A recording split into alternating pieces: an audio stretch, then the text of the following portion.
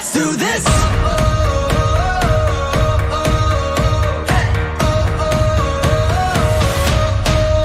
Are you ready for a comeback? Are you ready to fly? Are you ready for the moment? Get ready to ride. Calling all the fighters, calling on survivors. Are you up all nighters? We can take it higher. Let's do this.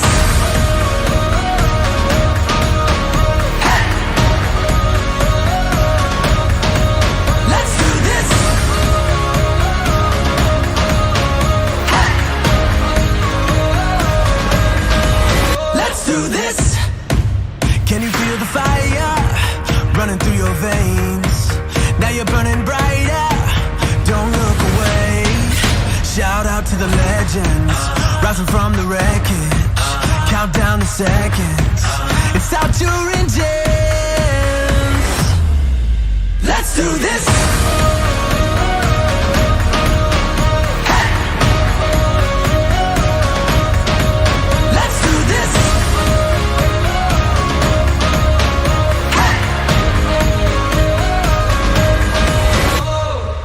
I know we've got a long way to go.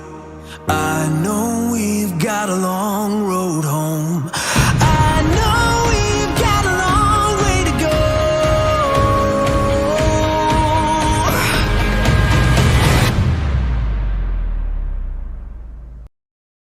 Let's do this. Are you ready for a comeback?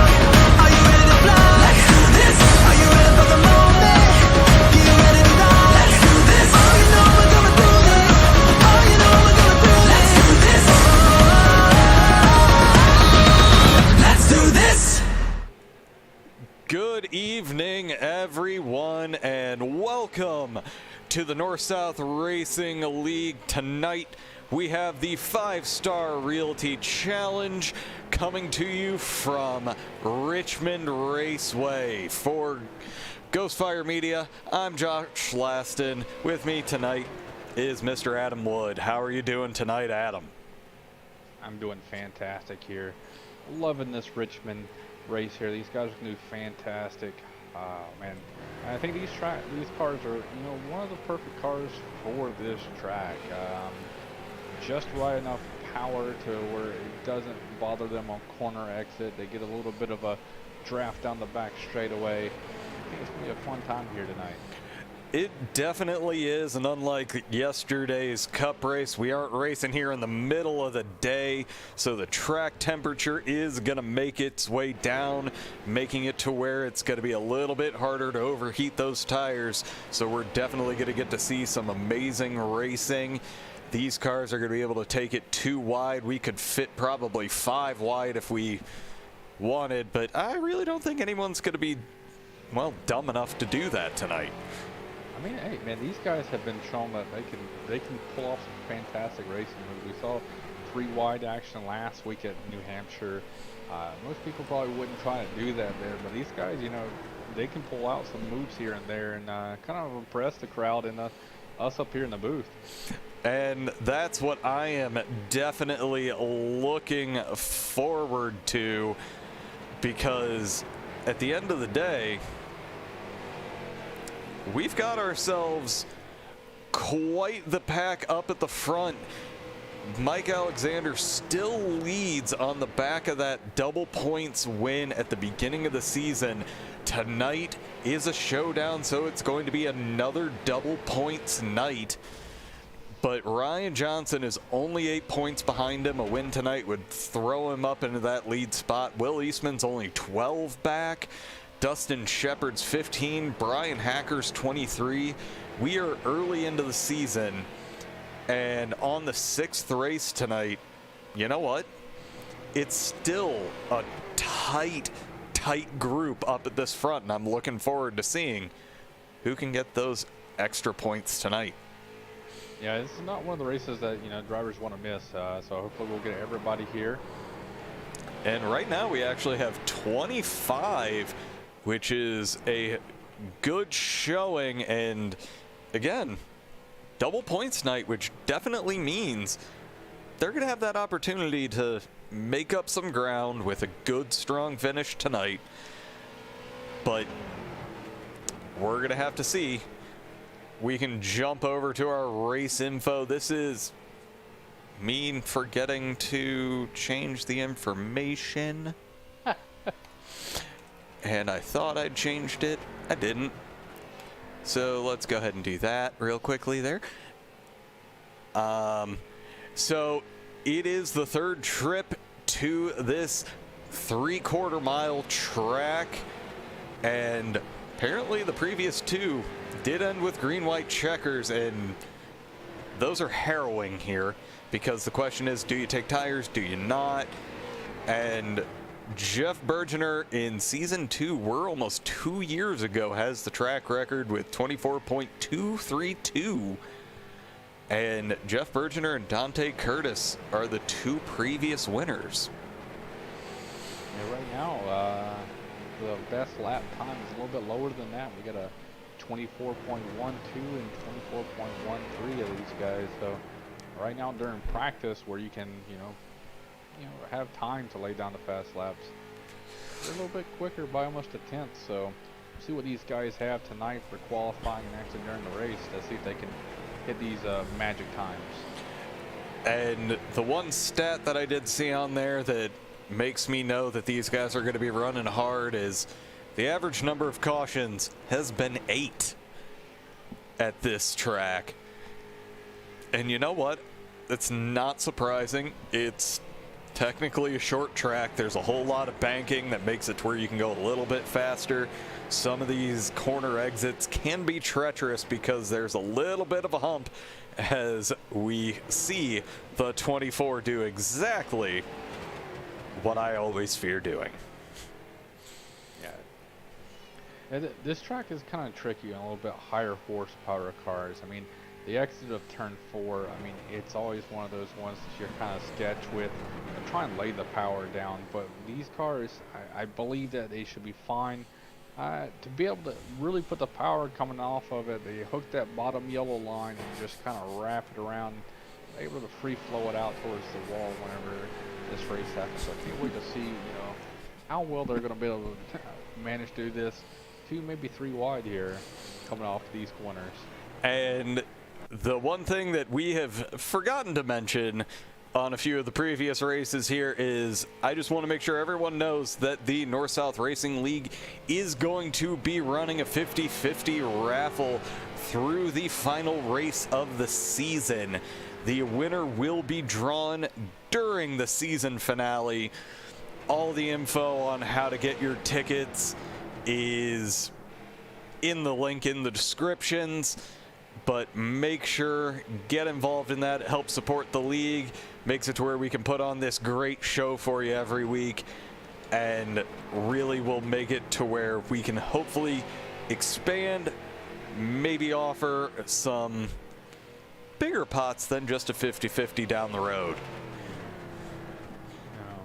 Listen to driver chat. They're trying to find out what can they do here at Richmond, put on a show during warm-up. So my personal favorite, and I know some of our viewers won't like this, I would love to just see who can hit the barrels the hardest and send the most parts flying. That is my personal favorite, because there's not a winner circle or anything that you can get yourself up onto. Sorry. Or you can just go full send into turn 3 and see what happens. I mean, that's always a good strategy. Just, full send, just go, clip some apron. Yeah, just gas it up. Pray you're going to make the corner, or maybe just overdrive it, I guess. That's what we could say. Just overdrive the corner just a little bit. All right, we have got ourselves to qualifying to set who is going to be the unlucky person when it comes to the invert. But since I'm the one in the driver's seat, we're probably going to have a low one. So we will start off with Robbie Clavey being the first one out on track. So let's see as the lights are kicking in and the track temperature drops. He's running that high line to be able to get as much speed to start this first lap as he possibly can. And we'll see if he's going to dive down all the way. He's leaving a little bit of space, but that'll make it to where he can carry a little extra speed down these relatively short in a normal car straightaways. But in these cars, we're talking intermediate style today. So he gets our first lap in, and he is a 24.37, but Jeff Bergener has the pole position as of now with a 24.25, so we're definitely going to see a new track lap record as Gary Eschen takes over with a 24.2 flat, and he's going for another one. Yeah, I mean, you gotta really hug that yellow line coming around these corners here, trying to take advantage of all the real estate here. Let's see what he has. Gary Eschen does not advance. He gets a little bit slower on the second lap, but Dante Curtis to the front with a 24.18. And he is, well, Dante Curtis sets the fast lap and then parks it. Mike Alexander, the current points leader, is currently in second. He's going to go ahead and park it. So let's jump back here to somebody who has not set a time, Dustin Shepard, as he is going in hot. And let's see where he's going to be. He's been strong all year. And his lap time, he is our current pole sitter with a 24.18. And he is continuing to fly. He wants a faster lap, and my guess is he's going to be able to get it. So let's see. He's not able to improve. But, well, of course, we go to Josh Nelms as he's parking it. So, Justin McDuff. Don't die on me, man. I know. Sorry, everyone. I am COVID positive for the second time. Don't worry, we're sitting in. We got the little walls up and everything. We're good here up here in the broadcast booth. We're taking all the precautions. All right, so we'll join Jordan Madren, and as he's starting his first hot lap, we catch him as he loses it out of 2, and it's qualifying. You got to take those chances. But he still has another lap left to go. Didn't scratch the paint, so he's going to get himself moving once again. Of course, that first lap isn't going to do much to him because still has his other. And that little bobble will do wonders. So let's see if he's going to be able to improve and where he is going to end up. His second lap puts him at 11th. So Jared Apel is coming across the line for the first time. And first one was only enough for 22nd. He probably had a little bit of a bobble.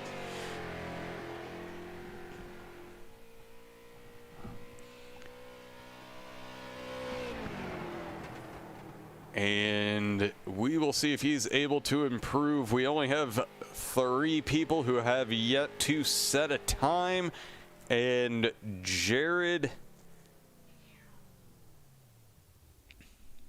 Am I just not seeing it update? Must have tagged the wall ever so slightly. Yeah. So, out there, apparently there's a rumor going around out there floating about the drivers. Apparently somebody allegedly offered to sing the Aussie, Canadian, U.S. anthems tonight, but they don't remember agreeing to this. Might have had a few different alcoholic beverages when this, but here in the near future, we're going to have Bryan Hacker come up to the booth. And apparently, he's going to be singing. All right. We have... I'm in for it. Absolutely in for it. He's messaging me right now, so I'm just talking about it. I heard something over the driver's chat, but I didn't know exactly what it was, but we're messaging right now about this. All right. So that brings us to figuring out where that glorious invert is going to be. So let's take a spin and see what we get tonight. You know what? 14 is the biggest one it's given me so far. I will take it. So we will end up with an invert of 14 places tonight. And we'll definitely have to wait and see where that puts us. That's a pretty good invert for us. Better than the 3. We get to see a little bit of more shuffling to go around. And it's fantastic. And we will, while they are warming up, take a quick commercial break. And we will be back momentarily. Five Star Realty Group is located on the Emerald Coast in beautiful Panama City, Florida. The Five Star Realty Group has years of experience in residential properties, investment opportunities, vacation rentals, and commercial properties, and looks forward to helping you with all of your real estate needs.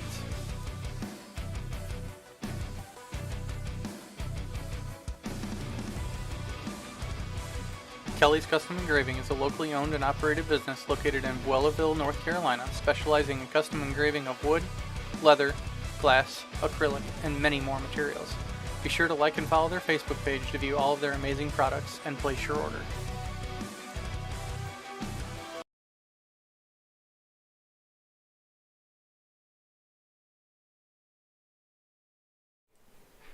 All right, we are back. We've got about 2.5 minutes left of the warm-up. Didn't quite take and have to run the consolation laps just under the limit. So these guys get to start, see where they were. So let's take a quick run through where everyone actually qualified.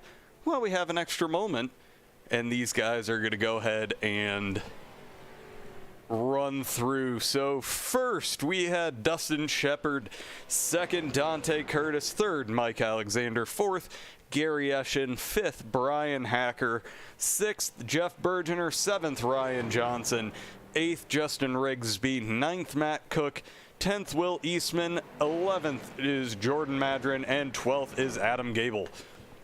13th is Shane Loveridge. 14th will be Josh Nelms. 15th will be Robbie Clavey. 16th is Gage Killam. 16th is Jesse Womack. Where's that? Did I get a line off? 17th. 18th is Adam Multimere. 19th is Justin McDuff. 20th is Travis Hoefler. 21st is Joe Wachowski. 22nd is Jared Apel. 22nd is Dan Janin. 24th is Matt Dula. 25th is Rodney Hunton. And 26th is Jeff Mathis. All right, so we got our lines set up. It's just now time for us to go ahead and figure out what bit of craziness that they're going to be giving us. So I'm going to go ahead and do this. They're only back straight away right now. Let's see, who is it? Jordan Madren, go to him. Well, that requires me to actually, I'm just going to follow here for a second. Yeah, they got a conga line going on. Oh. So if you look at Dustin Shepard. Well, that's what I'm looking for. Oh, they're lining up along the wall. Just, you know what? 20 of Justin McDuff is backwards. And just pushing along the wall, and then we've got somebody is blinking there and causing, the 20 being backwards. Oh, that's just brilliant. All right.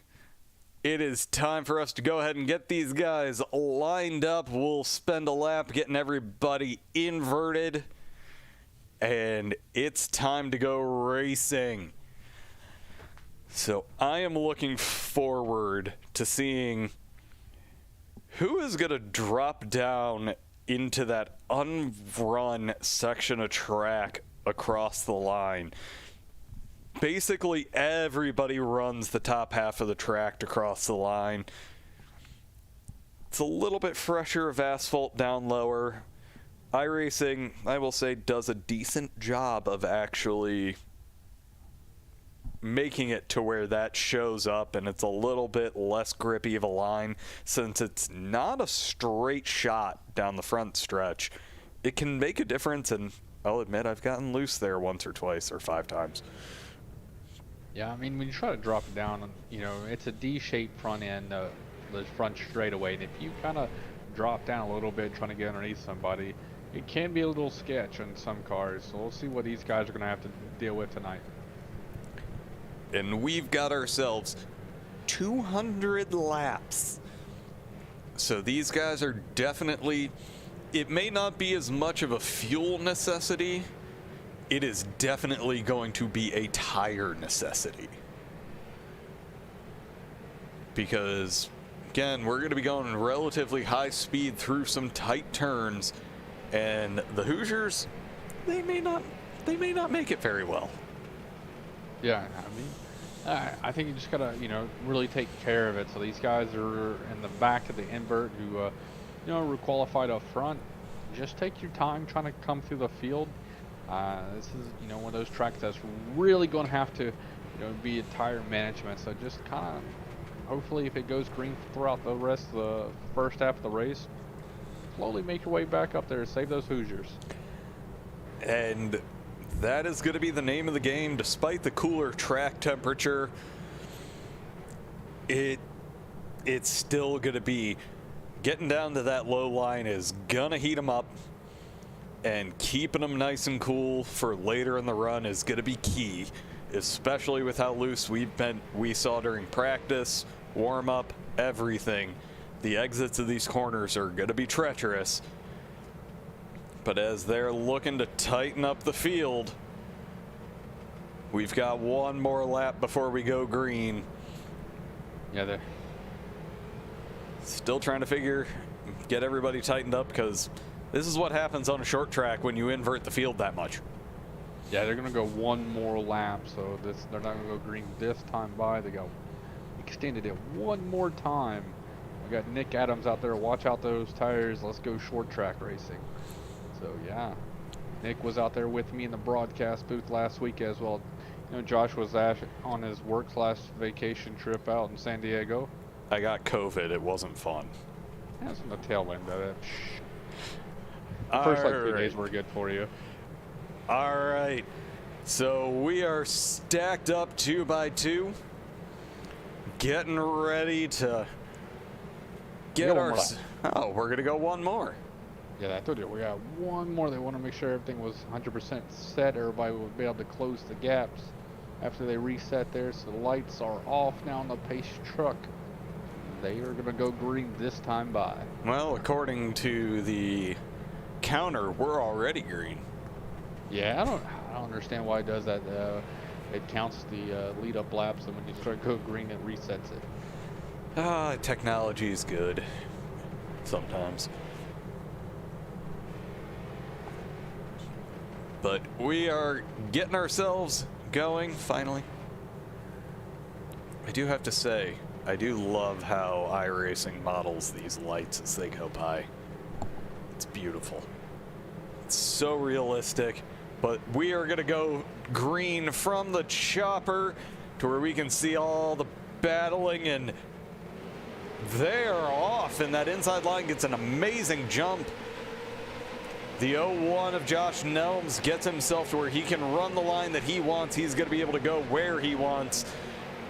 And he is followed up quickly by Adam Gable, who's looking like he may try to make a move down the inside. Going into 3, he gets a nose down below, but he's going to have to carry a lot more momentum to make that move work. But he gets a good run coming out of 4. As we're seeing a little bit of chaos going on in the back, but we've got ourselves side by side for the lead. We're actually side by side for the first 8 positions. we're side by side almost throughout the whole entire field and all the way up to about 20th. That's where they kind of settle out right now. Single file, we're still battling. We got Adam Gable underneath Josh Nelms trying to go for the lead. Then we got Justin Rigsby and Will Eastman sent there side by side. Looks like we're going 3 wide, almost going across the line. Josh Nelms falls back just a little bit. Now they're 3 wide in the middle of 1 and 2. Josh Nelms just keeps falling like a rock right now. He's back into 8th. But we actually have a new leader. We have Justin Rigsby in the 81 has taken over. And Jeff Bergener is looking on that low line to get himself around Adam Gable. The 38 of Ryan Johnson is side by side with Will Eastman. We're starting to see that low line is coming in like it's supposed to on this track. But for how long before you overheat the tires is Gary Eschen's also looking. But these guys, they are trying to stay too wide and get that low line moving down below. We're seeing the 91 drop as he comes down, maybe gets a little bit of contact with Ryan Johnson, but the 13 of Will Eastman, he's going to get himself down below as we're starting to see just that freight train run past the 91 as he's hung up on that outside line. Yeah, he's definitely out there in no man's land right now. There's not really a line kind of built right now for him. And there was a hole right behind him in front of Gary Eschen, but Gary's kind of closed that up. There's not a spot for him to do that, to go there. So he's going to continue to fall back. He's going to probably go from first all the way back to almost 8th place right there. Jordan Madren right there sitting in 7th. So yeah, he'll drop back to 8th if he can drop down in front of Gary. Nope, he cannot. As so Gary Eschen's running that perfect line to defend, gets the run off the corner, and that's going to put him. We're going to have Adam Gable right under pressure from Jordan Madren, who's getting that low line just working perfectly. Gets a great run out of the corner. We finally gone single file, but we've got Robbie Clavey who fell off the track ever so slightly. And right now, we've got Jeff Bergener looking down on that low line to get himself in front of Justin Rigsby. He's going to get that pass done, and that's going to open up the door for Ryan Johnson to slot up alongside. He's trying to push the 21 to get up a little bit in front so he can be the one side by side and get himself back up into the lead of this race. And what I'm truly waiting on at this point is Dante Curtis, last week's winner. He started at the back because he was last week's winner. Currently, he is up 15 places, or he's up into 15th.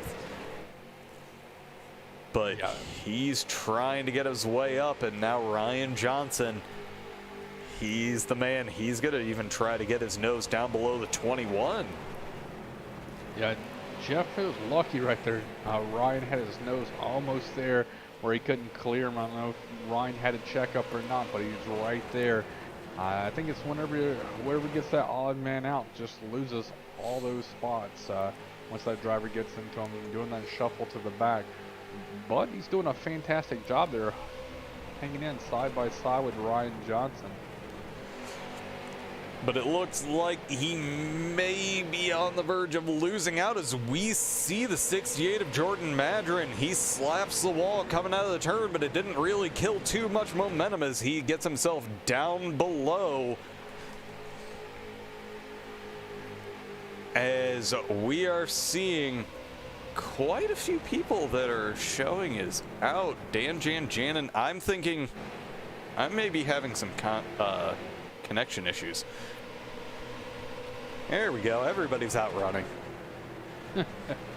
I had to reinstall iRacing yesterday, so who knows what's going on.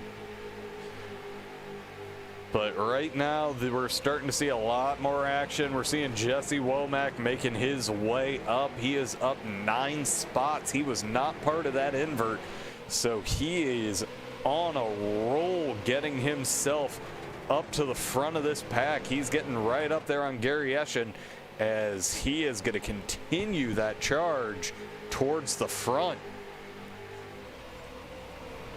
But yeah, let's get ourselves up here as Will Eastman has now made his way around Justin Rigsby as we're starting to get ourselves back to single file throughout most of the track.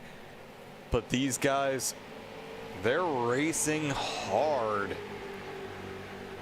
I don't know. I'm still looking at the scoring ticker through the thing. It's still showing the last guys are still out. I'm not sure.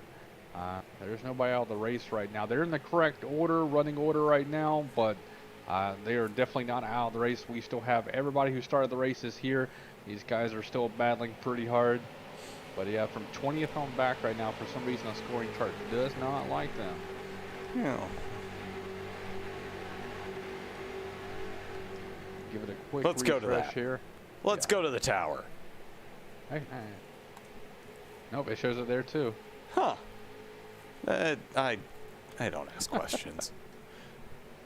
They're in the correct order, so nobody's out of the race. We'll try to get a refresh right quick, see if that'll work.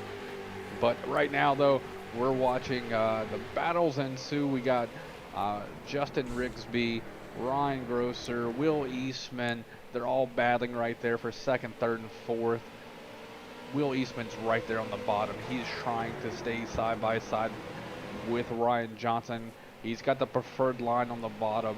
He wants to get this pass done and move on, try and go after the leader, get that second spot here and be cleared. And Justin Rigsby wants to be there to tag along, so Ryan Johnson falls back to fourth. Oh, we got a spin. We have a spin, and that is going to not be caution because it cleared to the bottom of the track. And that's, well, that's iRacing for you. There it is.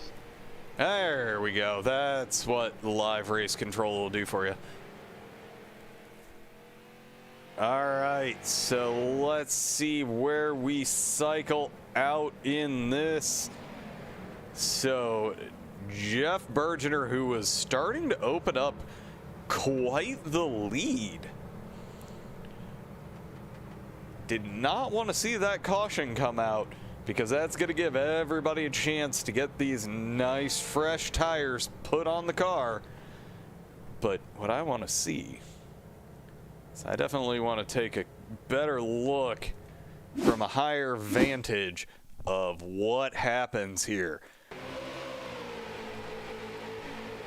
So we're going into turn one.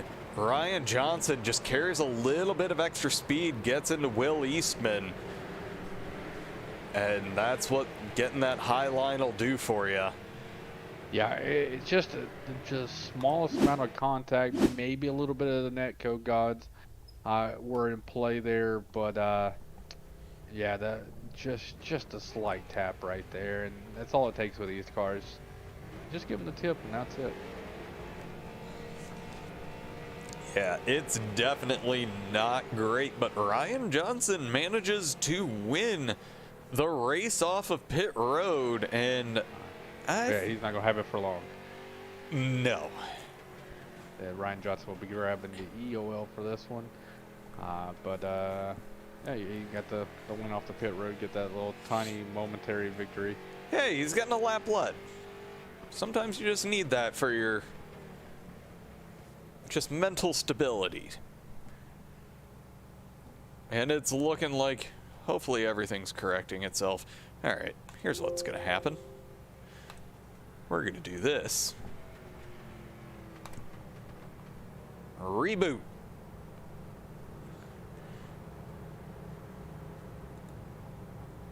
And it's still doing it. It's even worse now, I think. So we got This is why I don't update. We got Jonathan Cross, we got John Madren, we got Kel Curtis, April Oath. We appreciate you guys out there watching this race with us tonight. And shouting out to your favorite driver. We like that. We got April going for Tiny Horse Racing. Of course, Kel Curtis is out there going for Dante. We got John Madren, we of course going for Jordan Madren. Jonathan Cross, he informed us about our wonderful technical difficulties we're having here with all the cars showing out for some reason. Well, and because I reset, we are on the 0th caution. The 0th.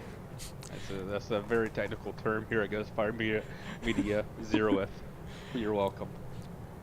But despite what everything says, everyone's out on the lead lap.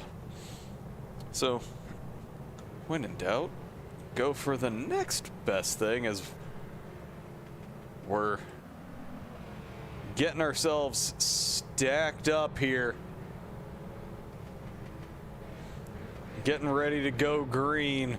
And Adam, I will let you lead us to that flag. All right, Jeff Bergener chooses the bottom line, which is the preferred line. The pace truck is now rounding turn 2 here. Man, these guys are going to have fun. I think Jeff's going to pull off pretty early. As soon as the pace truck comes through, I think he's going. We have that Geico restart zone here. And in effect, definitely the North Carolina math counter for the caution. Yep, that's what it definitely is. But Jeff Bergener, it's his turn. He gets to go. He gets a great launch. Bryan Hacker's being sitting duck right now. Jeff Bergener's out for the lead. He has a 1, 2, almost 3 car lengths over him. He's going to have a smooth sailing right there. Bryan Hacker was able to get it clear. He's sitting there for a second. We have Jesse Womack and Dustin Shepard. They've moved back up to the front here after the caution. And look who's sitting right behind them on the outside line. We got Dante Curtis. Comes from the rear. He is already up into the 6th spot right behind Jordan Madren. As he's making moves getting through that field, gets himself down below Jordan Madren. And he is a rocket looking for that top position. Ooh, Adam Gable's out of line right there. Saves it. Hell of a save there, Adam. You only say that because you're an Adam. I know. All right, moving a little bit farther back in the field. Current points leader Mike Alexander currently chasing down Jordan Madren, but he has Jared Apel right on his bumper. As we're starting to see the 81 of Justin Rigsby fighting alongside.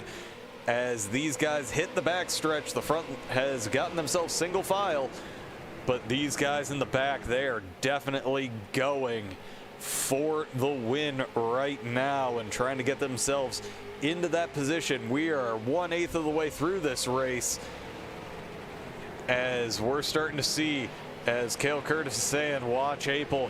This is his kind of track. It's showing as he qualified at the tail end of the field, and he is currently up into 8th and getting his way just on every corner, getting the good runs out, and now is going to make the move on Jordan Madren going into 1. Yeah, he's definitely making his way up there. We got Justin Rigsby's right behind him.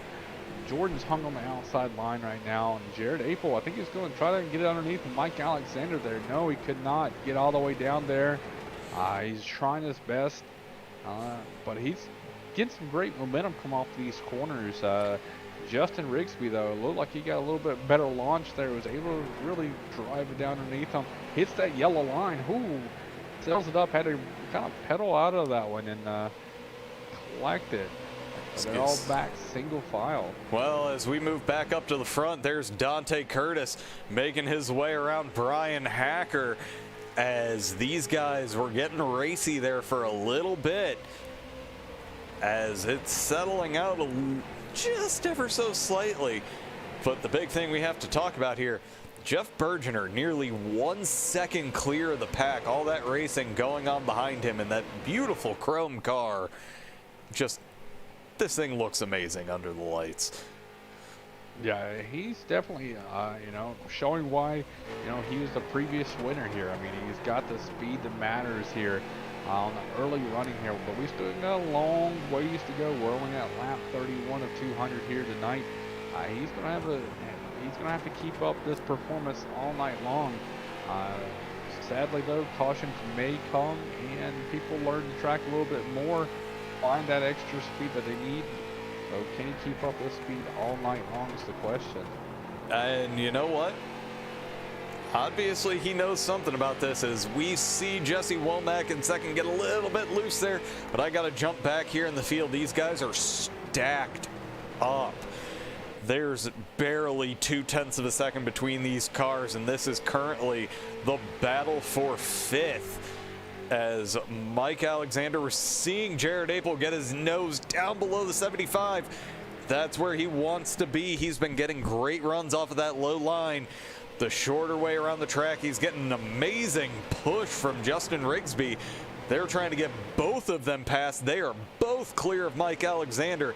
Now it's time to set their sights on Bryan Hacker, as we now see Justin Rigsby. He is going to get that pass. He's down around Jared Apel. Jared Apel's going to look to cross him over coming out of turn 2. He has a great run. He's going to have the nose down below. And I just want to sit and watch these two swap spots all night. I could. Yeah, right. That was clinical crossover. I mean, these guys ran fantastic lap times. I think they're almost dead even right now, but that was one hell of a crossover they pulled. Let's see if Justin Rigsby tries to do another one. As he looks to gets a good run coming out of the corner, manages to get himself down below. I'm not kidding when I say I could watch this all night. So what we're going to go ahead and do, we're going to jump on board with the Kelly's Custom Engraving roll bar camera and watch as we see Jared Apel. Looks like he's backing off just a little bit to start to try to set up a good run out of the corner. Can't quite get close enough. But these guys, we're starting to see a lot of racy towards the front here, as we are seeing yet another side-by-side. This is the battle for third, Dante Curtis and Jesse Womack. Dante has that low line, can't quite get the run to where that outside line will carry that extra momentum through the corner. But ultimately, we're probably going to see that low line is going to be what wins in the long run, but at what cost to the tires? Yeah, Jesse Womack has now fallen victim to both Dustin Shepard and Dante Curtis. Dante hasn't cleared them all the way yet, but I think it's inevitable. That high line can only last for so long. I think they really burn up the tires. You see him slide up the track when he goes into it. I think he's just overheating those Hoosiers. I think he needs to back off, kind of reset, regroup. There's a little bit of gap. He's going to lose some spots no matter what here. But Bryan Hacker now is there. Dante Curtis cleared. He now can go out to the wall. Bryan Hacker's now doing his best to try and get by him.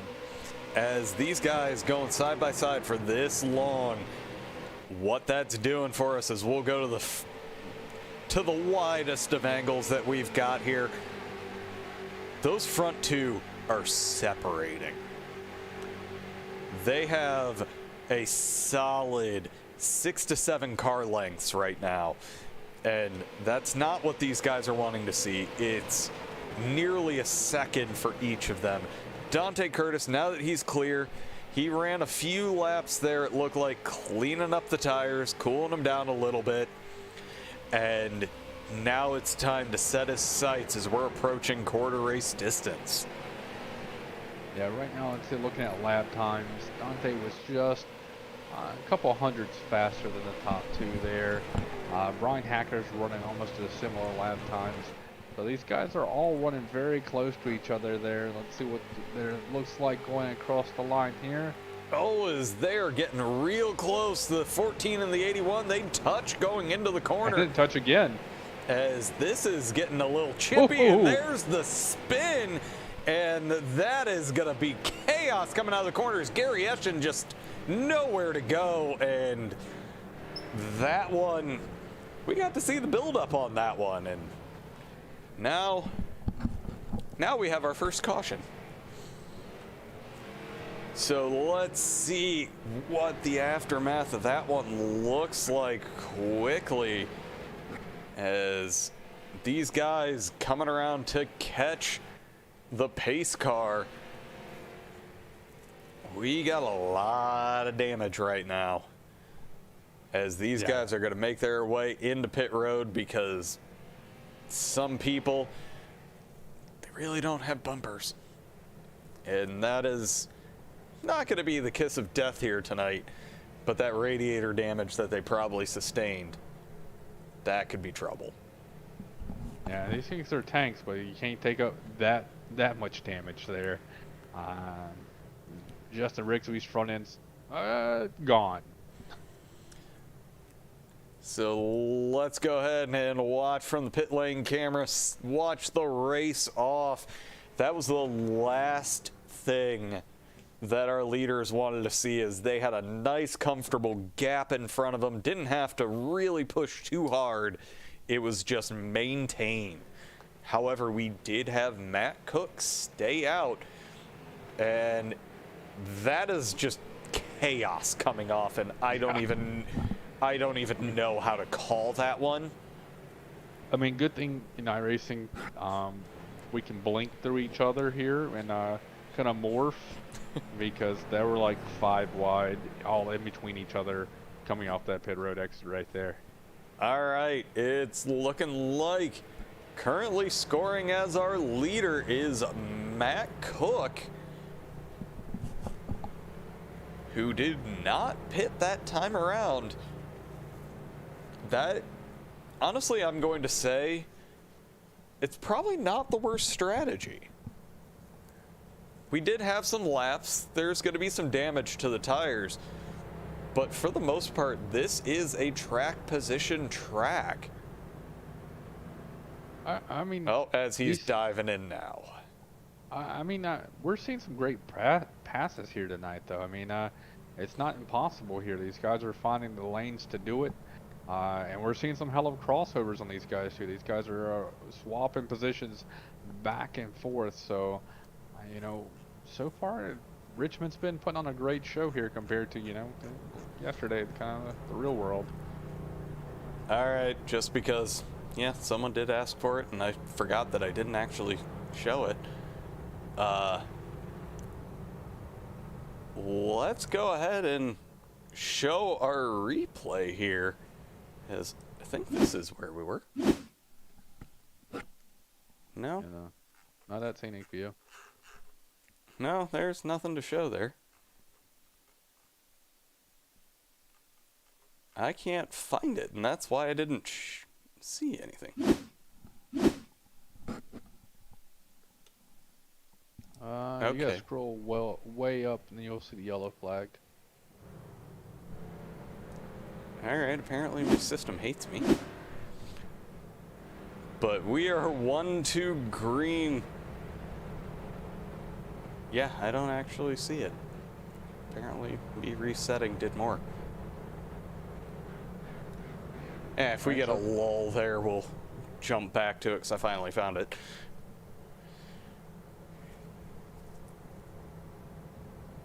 Wait, the lights on the pace truck are still going, so... Yeah, they extended it to 2 laps to green. I just saw that notification All right, pop up. let's go ahead and do this then. Let's get to the chopper here, and I'm going to roll this one back a little bit because these guys tagging, going into the corner, and just getting loose, and the 81 slides up into the 14, and the 14's just, nah, I'm going to go ahead and finish the job. As we'll stay here with the 81, as there's Gary Eschen just losing his front end, and yeah, that's rough. Let's go ahead and jump back live. The pace truck's lights are off. We're heading down the back straightaway here. These guys are lined up 2 by 2, ready to go. So after all that chaos, Jeff Bergener is going to lead us to green.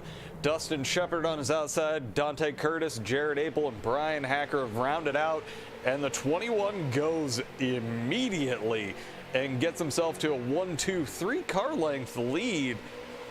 And that's also going to clear the 89 as Dustin Shepard gets himself into second. Dante Curtis is clear going into turn 3 on the first lap. But right now, Bryan Hacker and Jared Apel are going side by side to get the 4th position, as these guys just, they need to settle down. We're only at 50 out of 200. Yeah, right now Dante is doing his best. I mean, he's coming from the back of the pack. He's sitting in 3rd. Sitting in 5th right now, though, is Jared Apel. Jared Apel has moved up 17 spots from the initial start. So he also drove from the back and sitting in 5th. So some great runs from these guys. And Jeff Bergener is not able to pull away so far. Yeah, he got Dustin Shepard right on his back bumper still. And he has had the advantage on all of the other restarts where there's been a lot of fighting to where the 89 gets himself down below. And it looks like he's going to get a little bit of slide coming out of the turn, which is going to give the 21 an opportunity to fight back on the outside. But I don't think that's going to last for all that long, as he is pushing, but he's not going to be able to drop down to that line, because Dante Curtis, if he can get himself anywhere near that quarter panel, he's not going to let him back down as they're coming out of turn 4. Whoa! Dante Curtis is pushing the snot out of the 89, hoping he can get him clear to where he can try to get himself clear of the 21. And it looks like coming out of 2, they aren't quite going to be able to clear him. He's going to push him up towards the wall going into 3, and he's going to be clear coming out of 4. And Dante Curtis, actually with an amazing run, if he can play his cards right, he's going to be able to be clear, and these two are going to be able to run away. But Jared Apel is joining the fight. He is going to get his nose down below. He's a little bit loose coming out of turn 2, but he is definitely going to be able to get himself down below the 21 and keep that drop going. Yeah, Jared Apel's doing a fantastic job. He made quick work of Bryan Hacker there, get by him really quickly, and now he's underneath Jeff Bergener. So he's trying his best to, try and clear him as soon as possible. Jeff looked like he had to check up and like he was about to smack the wall there. So Jared Apel might make this a little bit quicker than what Dante was able to do. I think he is. He's clear coming out of turn 4. He's able to get up there, block that run from him, and he's going to be able to clear him going into turn 1. So Jared Apel's going to fight back on the outside. As he's going to try, the 51 slots in front of him, but Bryan Hacker is right there to make sure he still can't get down to that yellow line, as he is looking very fast coming out on that low line. He's going to clear him going into turn 1. And all this fighting, what was close to 3/4 of a second gap. Now Jeff Bergener running in 5th. Doesn't have quite as much of a cushion as the guys let them have before this point, because right now, Adam Gable, under pressure from Ryan Johnson, these guys are closing in, but this top 5 want to see this side-by-side last for as long as it can as Ryan Johnson clears. And due to that little bit of a checkup, Matt Dula now is going to get the nose down below, and we're seeing that 91 just keeps being unable to get himself clear, run the line he wants, and there's another car waiting to take advantage of him running that low line, as we're seeing the 91 and the 17, they touch. The 91's up into the wall, but the little bit of loose that Matt Dula got from that contact makes it to where neither of them are really able to take advantage. The 75 has to check up a little bit, and now the fight resumes. Yeah, Matt Dula saw an opportunity a couple laps ago. I mean, he just carved it down low to get underneath Jared Apel there, but finally he passes him. Mike Alexander now is underneath him, attacking him, trying to do it. He just sends it in there. I think Adam Gable there kind of smartly backed out of that soft spot and was able to clear. Let him get cleared and dropped in place right there. And sometimes that's the better move, is to, you can get yourself onto your line, lose 1-2 spots, rather than just let everybody keep freight training you as things are going along. But let's get ourselves back up to this front pack. Dustin Shepard and Dante Curtis have not really been able to break away from the pack. Jared Apel is right there, as we're also seeing Bryan Hacker and Jeff Bergener. These two, they are going very close to one another, as Jeff Bergener, he wants that lead back. Yeah, I mean, I don't blame him. I mean, he was able to pull out and get a great lead there. And now, he's stuffed back there in 5th and with no place to go, really. And This little bit of a slowdown is giving Ryan Johnson the opportunity to get himself a little bit closer, but we're still side by side back here in the battle for 7th, as Mike Alexander and Matt Dula going side by side, as we see Mike Alexander get clear of the 17, as the 91 looks for the opportunity. The 17 is going to try to cross over the 75. He's going to be able to get himself down below. Are these guys going to keep this battle going this early into a run? That's going to kill some tires. But with the caution rate, the cautions have been coming out, maybe not the worst idea. I mean, it's been on phenomenal racing for us. I mean, you know, to be able to see these guys, you know, cross over each other, keep this momentum. I mean, me as a driver, that's always the best feeling in the world when the crossover actually happens and it works for you. But the bad part about it, if it worked for you, it's probably going to work for him too. So we've already seen that happen, the double crossover. You cross over somebody else and they cross over you when you get by them. So, but it's putting on a heck of a show here for all the viewers out there.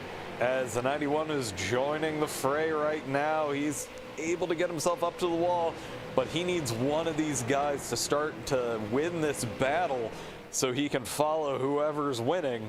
And it looks like Mike Alexander gets a great run out of the corner and manages to also stay relatively close on exit.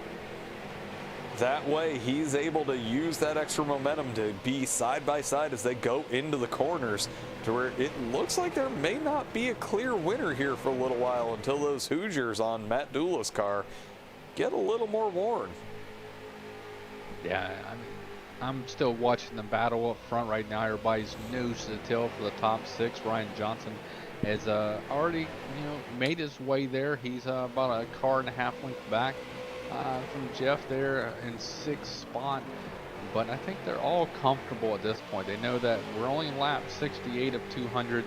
We have a long way to go here, and it's too early into the run to kind of burn up your tires. So I think they're all going to play some just to follow the leader here for a little bit until, you know, that moment arrives, somebody makes a mistake, and they'll capitalize at that point if they need to. Well, as we'll just go ahead and look at the back bumper here of Ryan Johnson, as we're going to go ahead and make our way out of turn 4.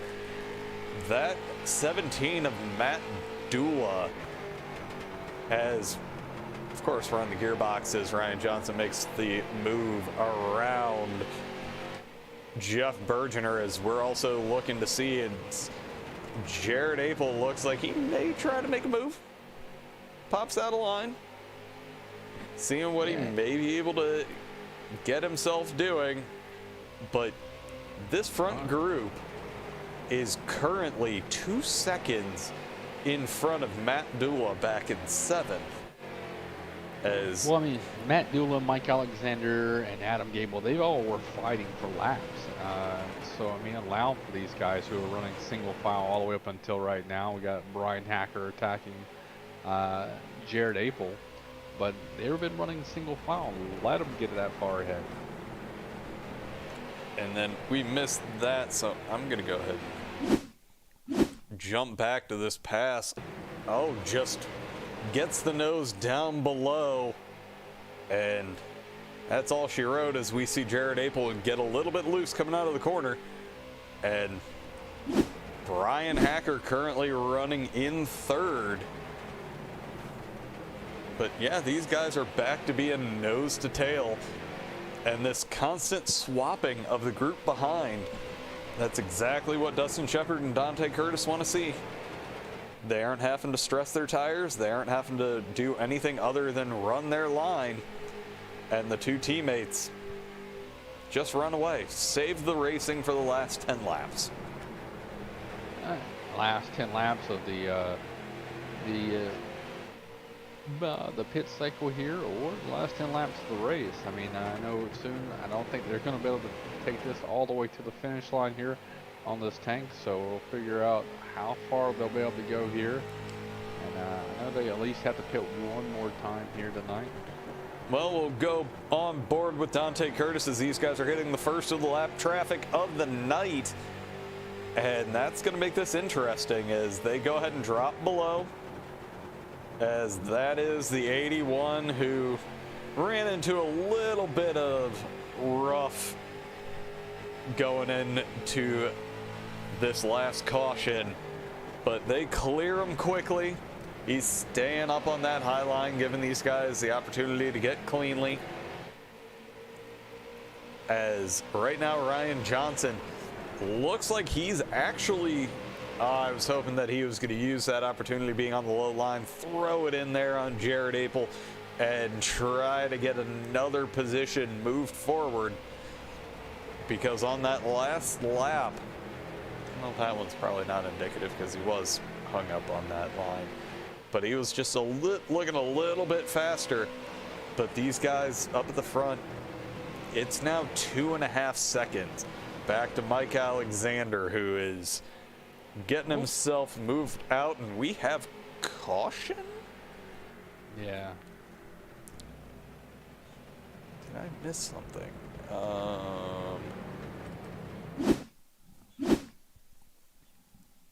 I would assume this is where it is, because it doesn't really show it. Oh, yeah, there it is. That was the 6th of Jeff Mathis. Just getting a little loose, coming out of the corner, and of course we're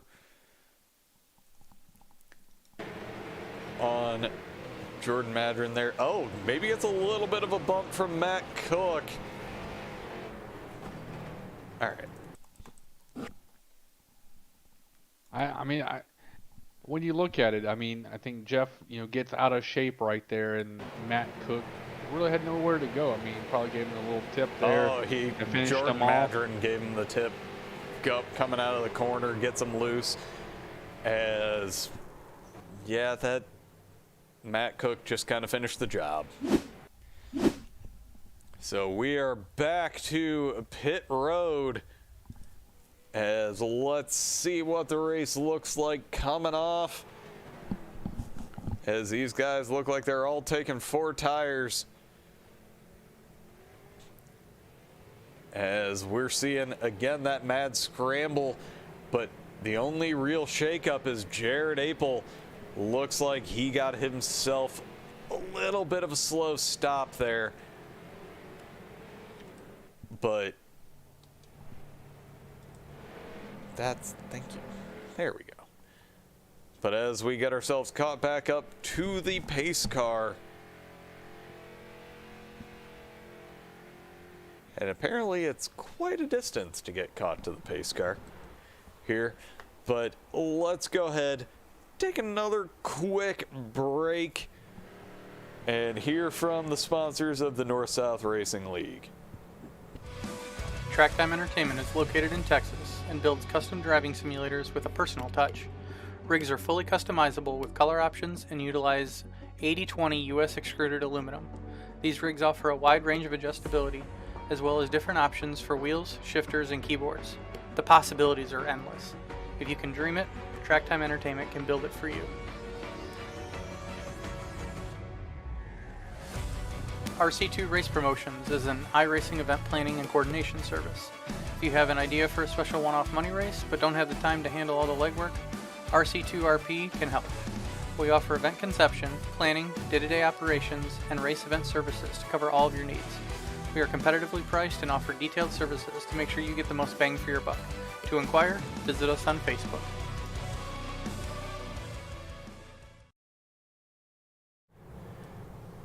Alright, as we are back, and it looks like Matt Cook, after all of that, he's going to be able to take the wave around, being up at the front of this pack.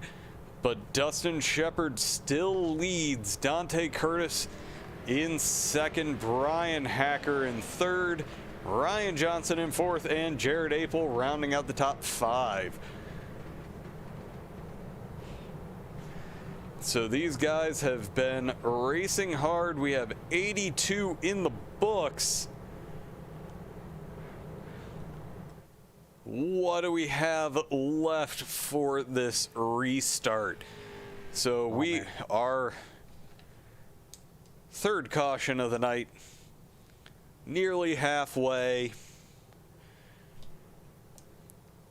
Yeah, these guys, I mean, it's going to be wild. I mean, we got Dustin Shepard, who's going to be up here leading the point here. Dante Curtis is going to try his best to try and take him.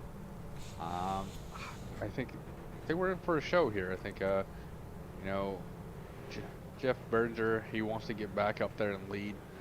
He knows he's got a fast, hot rod. So, I mean, there's a lot of things going to happen right now. They're readjusting the order. Some people spun coming off the pit road, I believe, something like that. So they had to extend it for a lap, but we should be going green this time by.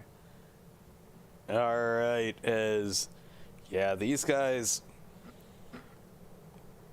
honestly, I love Richmond. Richmond hates me, but it's one of my favorite tracks to run. But the pace truck is off. We've got a little bit of a gap, but we're waiting for these guys to go ahead and decide to go as Dustin Shepard takes the outside line. They are off. He and Dante Curtis, they slot in together, but that's going to give the opportunity for the 38 to get around Bryan Hacker. And 38 gets a little bit loose, but all three of them did. But that's going to give him the opportunity, because of that checkup, to go ahead and get himself clear, as we see Jeff Bergener getting a little bit loose in the middle of 3 and 4, and that's going to get Brian oil down. And we are seeing Bryan Hacker. He should be clear coming out of turn 2, and that's going to give Adam Gable the opportunity to get himself down below on that low line, getting an amazing push from the 91. And that's going to get the 51 close, not quite chopping off bumpers, but damn close. As he drops down to protect that low line, the 91 looked like he may have had the run to be able to possibly get down to that quarter panel. Ooh. As the 21 slaps the wall, that's going to open up the door for the 91 to get completely clear. We are into single file, but the 21 is right on the bumper of the 91, gets a little loose, collects it wonderfully, and he's not even going to lose a spot on that. But the 17 thinks twice about getting too close, but that's going to open up the door for Mike Alexander. I just watched a beautiful move by Dante Curtis. Dante Curtis, he had a gap about 3 car lengths back to Bryan Hacker. So in turn 1, he just drove it up high and arced it down low coming off of it and got the run down the back or front straightaway here, and was able to clear Ryan Johnson. Ryan Johnson's going to try to come back here, but man, that was a great setup that he did. Did I miss something? I feel like I missed something. Yeah, you were bad length there. I was paying attention to see if there was anything up front while you were talking about yours. Yeah, in the middle of 1 and 2, Dante Curtis just drove it up to the second and almost third lane on the entry, and then drove it down low to get underneath Ryan Johnson down the front, or the back straightaway. Man, it was a fantastic setup. He had room to do that because Bryan Hacker was a few car lengths back from him. All right. I can't miss this kind of a move. Yeah, you're going to have to back it up a little bit. It looks like Dante intentionally goes wide because he had to check up. Oh, I'm not going to lie, that is my favorite move. I love that. Beautifully done. I have done that, and when it's executed that flawlessly, oh God, yeah, absolutely. But these guys are fighting side by side, so we got to get ourselves back here for it. As Ryan Johnson down below Dante Curtis, that's going to open up the door for Bryan Hacker. Dante is leaving no room down below, and oh my God, there was not enough room to make that move, but he pulls it off, gets himself down below Ryan Johnson after an amazing run off the corner. These guys are probably giving each other heart attacks right now. I'm listening to the radio, and then he said Bryan Hacker came over and he's like, woo! And then he just apologized for it, and he said, just enough room. That is the experienced racer right there, knowing where that back end is and being able to get down just enough space. but that's going to leave Ryan Johnson actually open to the attack from Bryan Hacker. And with how close these guys are all running right now, up in the top 10, that could spell a little bit of a disaster for Ryan Johnson, who has been fighting to get himself back up towards the front of this pack. Right now we're going to see Bryan Hacker's close to being clear, but not quite coming out of the corner. He's a gentleman, doesn't chop the nose off, as Ryan Johnson's doing a great job holding him off as Bryan Hacker gets a move done. The 51 has an amazing run, gets himself completely clear. I think Ryan backed off right there. He saw the open hole behind him.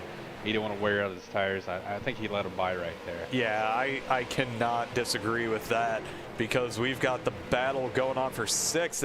We got to get up here because there's a little bit of contact between Bryan Hacker and Jared Apel. That gets the 51 loose, and Jared Apel, I mean, he almost slid through that whole entire corner. Those right rears are, oh man, those things are heated up. But he's going to do a hell of a little crossover move right here to try to get back underneath them. Ryan leaves him the room. Just barely. But he's going to be able to get the run. Actually, the 51, despite the fact that, yeah, he probably overheated those tires. As the 38 rubs the wall going into the turn, slots himself down behind the 51, but the 75 is there waiting for any kind of mistake like that again. And he's going to be passed as the 51 is struggling right now.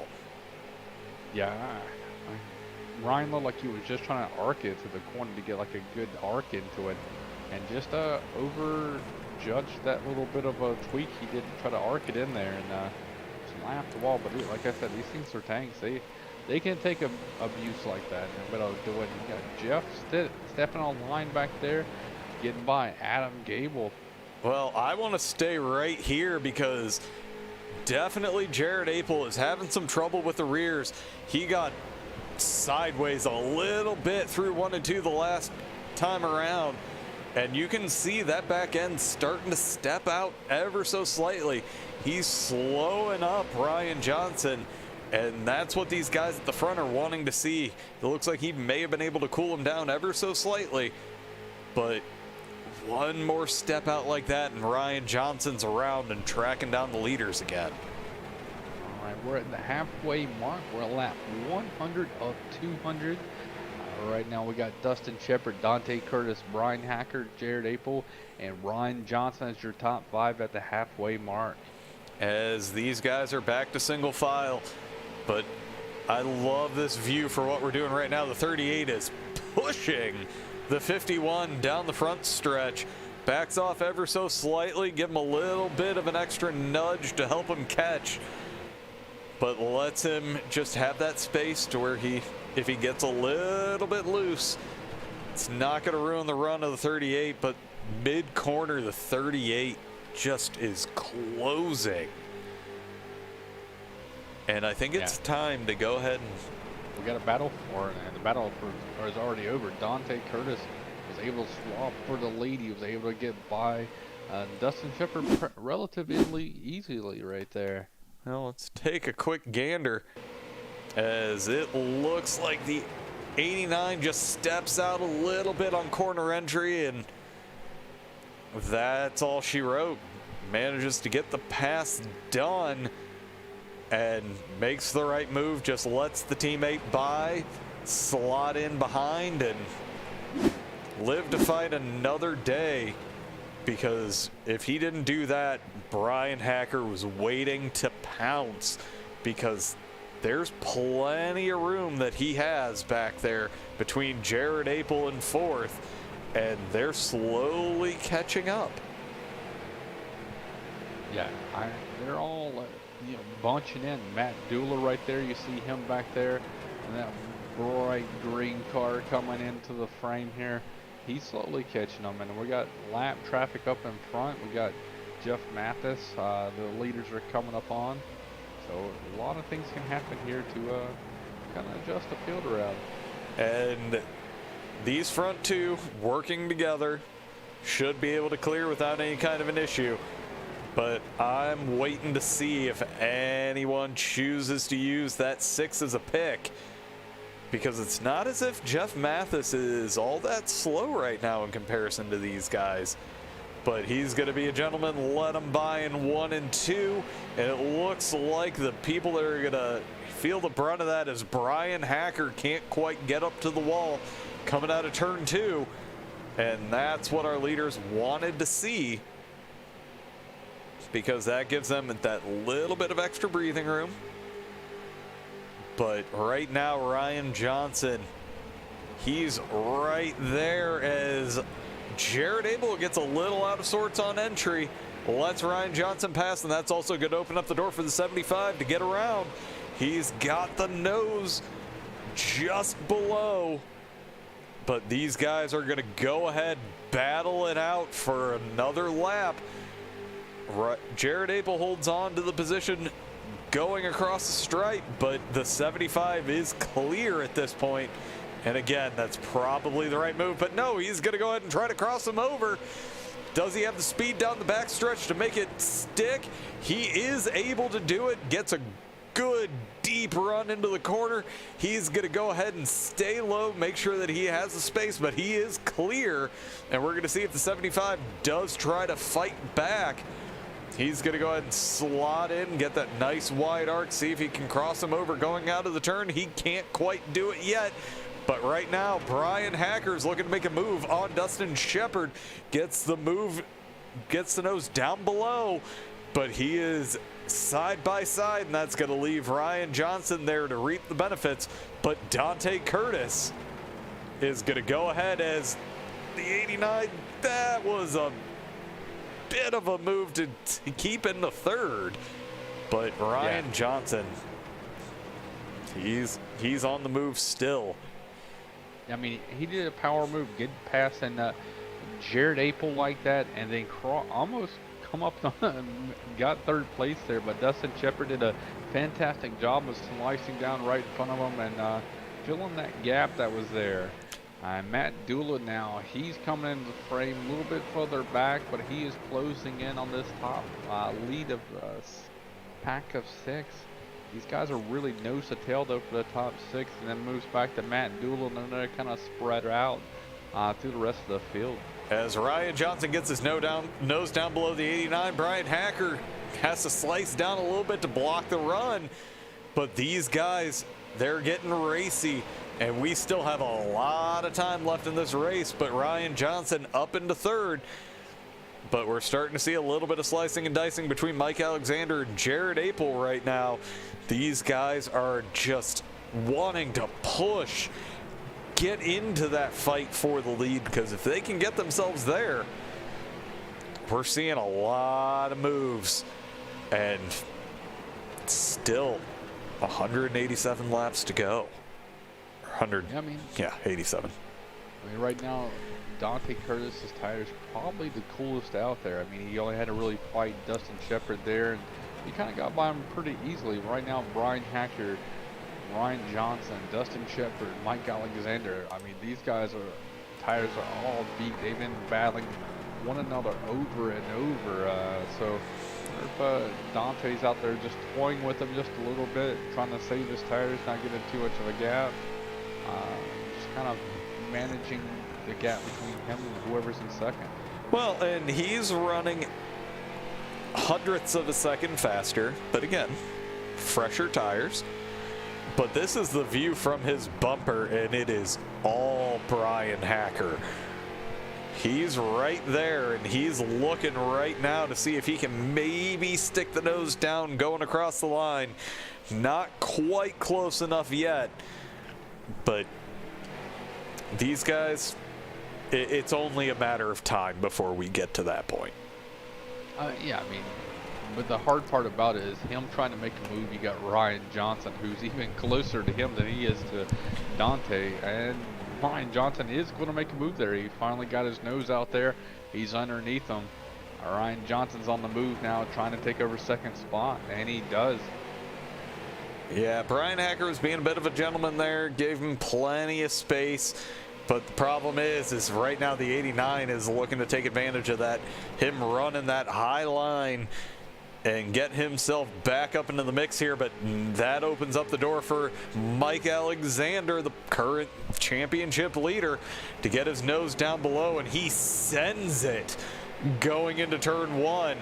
And looks like he's going to be able to get a good run off the corner. He's not quite going to be able to clear going into turn 3, but now he is in the middle of the corner. And these guys, there is no quit. Yeah, I mean, Mike Alexander, you know, he got the brunt of the invert, he got sent to the back as well on that invert, or kind of middle of the field there for him. And he slowly chipped his way off. He hasn't been up here all night long, but I mean, we've seen him battling. He's just picking people off one by one when he sees a mistake. He pounced on the little checkup that they had right there and was able to get by him. Now we see Ryan Johnson battling Dante for the lead. As he's getting that.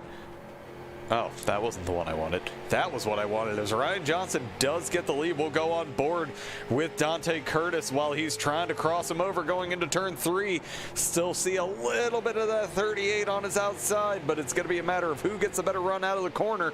These guys going ahead and crossing the line basically side by side. Dante Curtis leads the lap. But now it's just a matter of, can he get himself back into the right position? Bryan Hacker is trying to make it to where Ryan Johnson cannot get himself back in line, but these guys are back where they were after a little bit of shuffling, as Ryan Johnson is flirting with giving that 03 a little nudge right there. Yeah, I mean, these guys are fantastic. They know how to drive. They know how each other drives, and I mean, they push these cars to limit. These guys are fantastic at what they do. They will drive door to door, bumper to bumper. It does not matter. These guys give each other the smallest amount of room, but that's all they need.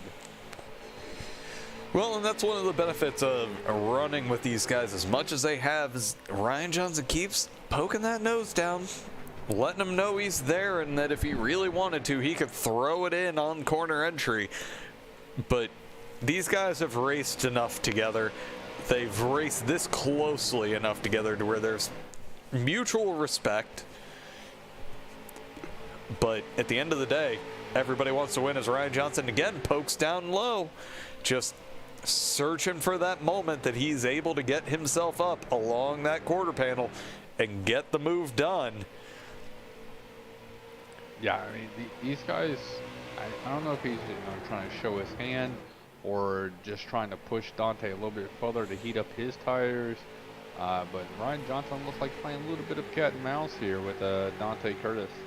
Yeah, he's trying to get him to push his tires a little bit too far. See if he can get him to overcook the rears, maybe force a little bit of a bobble coming out of the corner.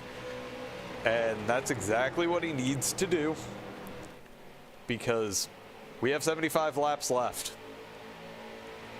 The more that these guys can toy with each other, is Ryan Johnson's giving him a push down the front stretch.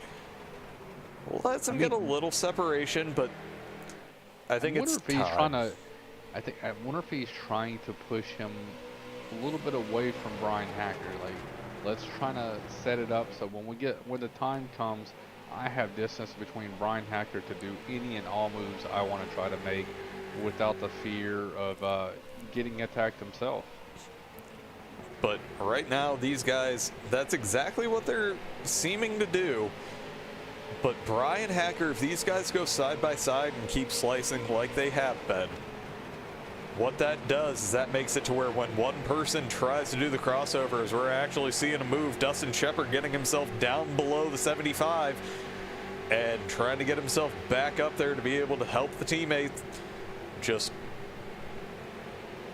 not quite capable of getting it done, as it looks like Mike Alexander has that outside line figured out. I mean, you can do it for so long. I think you just really overheat the tires. So, on the outside line, we see people hang on for like 3 or 4 laps, and then they just start falling. So, I mean, I don't know how much longer he wants to push the envelope here, but so far nobody's made the pass on the outside or made the outside with the stick whatsoever. I mean, it's inevitable, I think, unless a caution comes out, that you're going to lose that spot. But we're also seeing Jared Apel.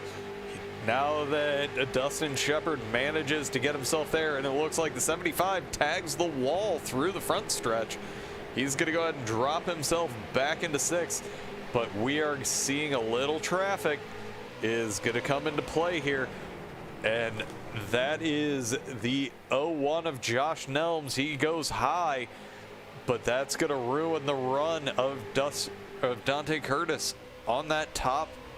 Can't quite get to the wall to where he can't quite get the run, but this may be exactly what these guys need to be able to get a little bit of extra separation from Bryan Hacker, but he is clear on the backstretch. But it is going to create a lot more separation to where now, if I'm in Ryan Johnson's shoes, this is going to be the moment that I start working to set it up as he takes that high line, looking like he may try to get the extra drive coming out of the corner. Can't quite square it up to get the run, but there's enough of a pad to where, worst case scenario, if I end up dropping a little bit as Ryan Johnson gets the run coming out of turn 3s down below the quarter panel, and that is going to be the move. There's enough separation to where Dante Curtis looks like he's going to try to set him up to cross him over, get that good run coming out of turn 2 as he has that line perfected. Yeah, and Ryan Johnson just kind of wasted his line there. And guess who's back in play? Bryan Hacker. Bryan Hacker now sees it. That checkup right there gives him the opportunity to let them guys fight now too wide here. And you were battling for the lead. Now you're trying to hold off second and probably going to third here. As Dustin Shepard. Dustin Shepard gets his nose down below. And what ultimately set up this drop was a beautiful line for Dante Curtis, making it to where Ryan Johnson did not really have the opportunity to cross him over coming out of the corner. He held that yellow line a little bit longer than is the right line, but made it to where Ryan Johnson had to check up to keep from hitting the bumper. And now the toughest competition that he has seen all night has a car between them. Yeah, I mean, right before this all happened, I was going to say the person I want to be right there in this situation is Bryan Hacker. I mean, he's running in third. He had 2 car lengths to Ryan Johnson. He had 2 car lengths to Dustin Shepard. He could run his own race. Like, let these two kind of, like, overheat their tires, battle back and forth, do all the crossovers, and not just sit there and wait until something happened. And that's what happened. I mean, Ryan Johnson made his move. That slowed both of them down. He was able to capitalize and take over second. Now he has to set a sight for Dante Curtis. And honestly, these guys, I think what they're doing is the right move. We know we have probably one more pit stop because the cautions have calmed down. Knocking on wood. I'll do that. That's why I have this nice workbench in front of me, so I can do that as much as I want. But it's settled down. We have a nice gap. It's over 3.5 seconds between the top 6 and the leader, as Ryan Johnson looks like he's taking a page out of Dante Curtis's playbook, getting that late apex, but Bryan Hacker does a nice job blocking and kills the run that Ryan Johnson, he's probably starting to get a little bit of frustration going.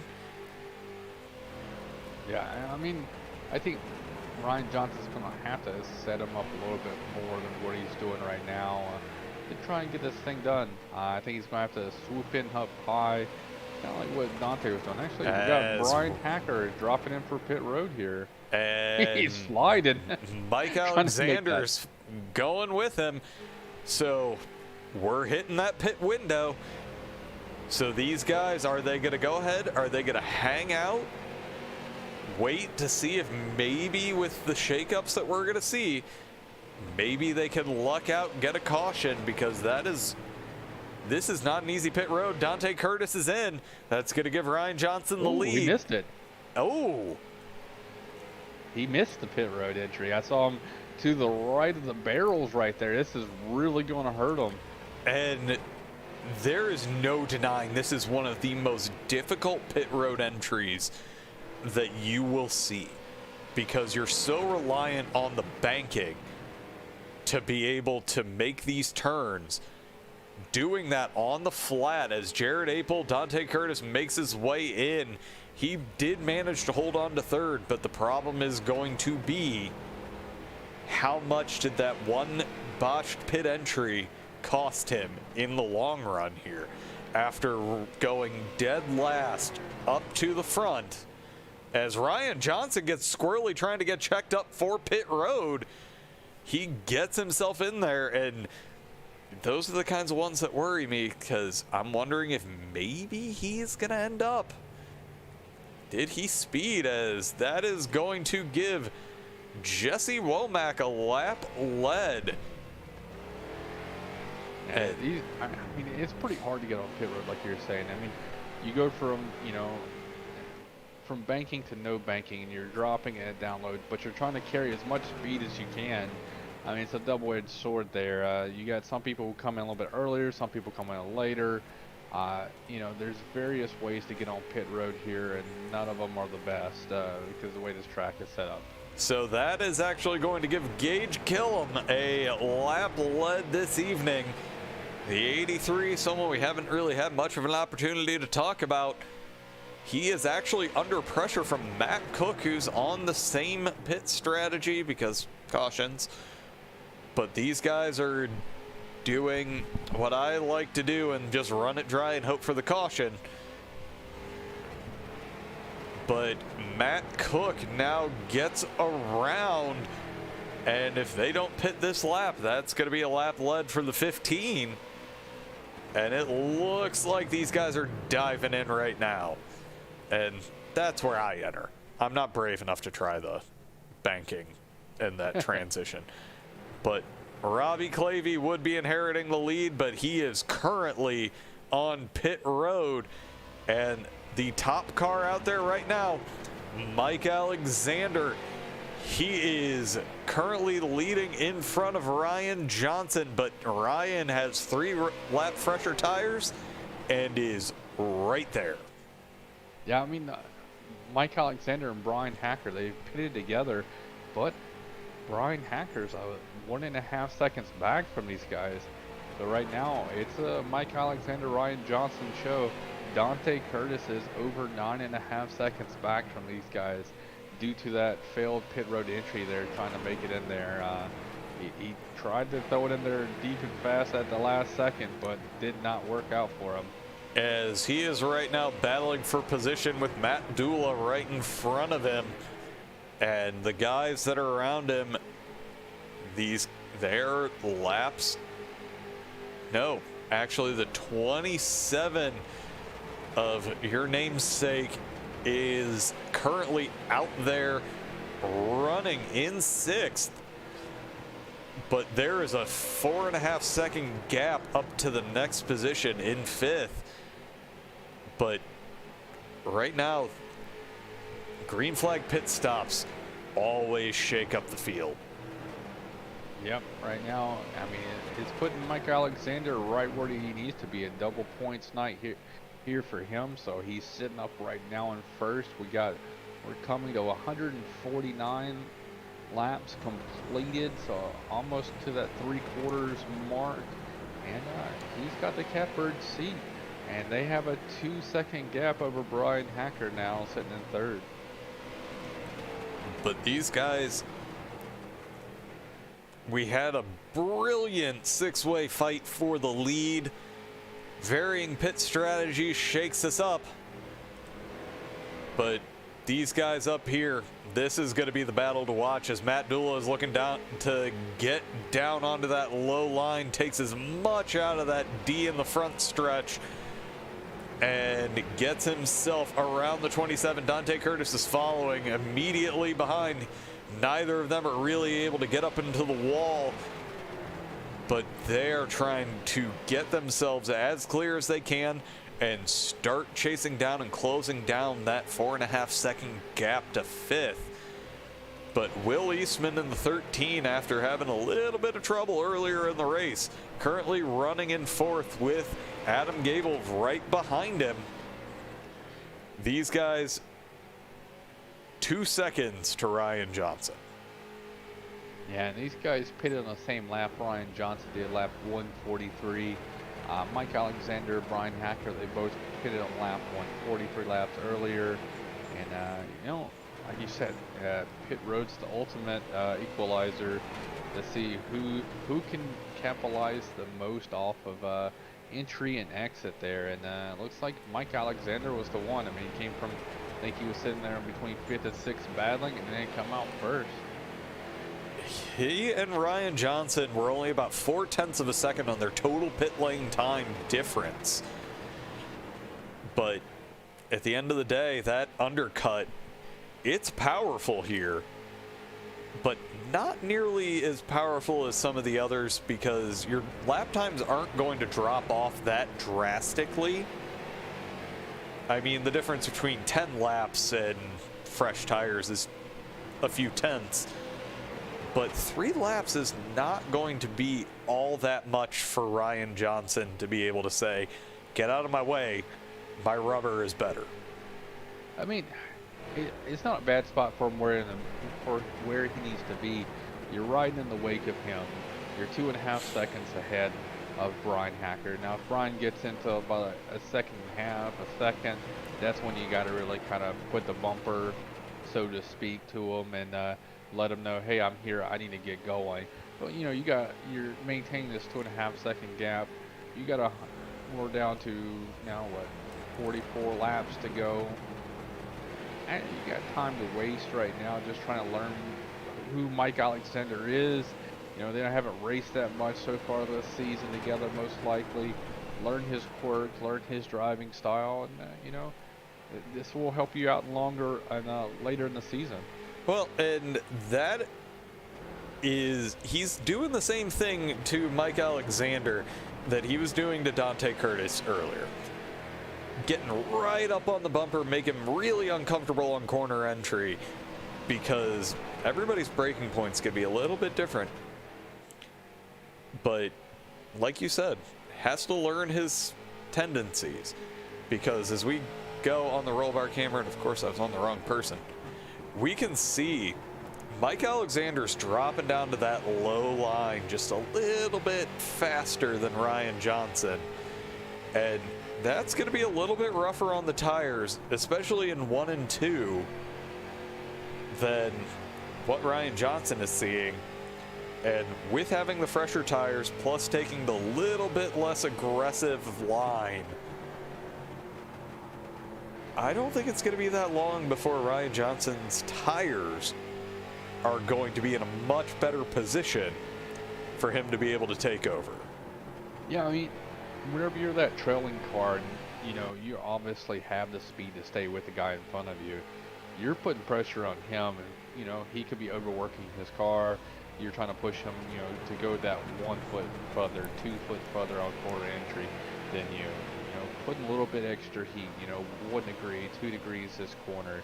You know, you're just throwing it out there, hoping that, you know, he overworks his car and you kind of save yours at the same time. So let's go ahead and take a quick run through the field. Right now, this is 4th and 5th. These guys have a little bit over 2 seconds to get themselves up to Bryan Hacker in 3rd, but they're just settling in, running their line, and just trying to close down that gap. It's not coming down all that much. And then back 4 seconds right now. In 6th is Dante Curtis. He's managed to get himself around Matt Dula and separate himself by about a little over half a second. He's now got his teammate right in front of him, but Dustin Shepard is a lap down at this point. But maybe use him just a little bit, get himself on the bumper, get past him, and then hold up Matt Dula, make sure a little extra separation. But I'm also going to jump back here just to see this side-by-side battle. This is for position. This is Travis Hoefler and Jordan Madren going side-by-side. This is a battle for 13th. And they're taking everything they possibly can, because once they get through this fight, as Jordan Madren gets the crossover coming out of turn 2, gets himself down below. If I'm these guys, the next position is only 3/4 of a second in front. Let's tone this down a little bit, get in line, then go for that next position, because the person behind you is nearly 4 seconds. But the other thing that we're seeing is this battle's going on right in front of our leaders. Yeah, these guys are going to have to try to pick their moments to go after, and Mike Alexander is going to have to kind of look and see where he can start picking these guys off, because these guys don't want to go a lap down. These guys feel like they have the speed to be carried on, and they don't want to be a lap down, especially knowing that the person you would be the lucky dog, and the guy in front of you is probably going to be going a lap down and take that lucky dog away from you. And it's always one of those kinds of things that, how much of a gentleman are you? As 75 takes that low line to get around the 20 is just giving them the line, but that's going to give Ryan Johnson the opportunity to get a good run coming out of turn 2, get down below the 75, get the pass done. The 75 looking to cross him over coming out of turn 3, gets the run, gets himself back into position, and these guys are fighting right behind lap traffic. That's most likely going to come into play as Ryan Johnson runs that high line looking to cross him over. Just going to keep going. Just keep it going. This is a never-ending battle. If you understand how to do these crossovers, it's never-ending battle. Yeah, and then you got Jordan right in front of him. They're going like, keep on battling. Somebody throw out some debris or something. We got a debris caution in turn 4. I know it. There's some Snicker wrappers or something.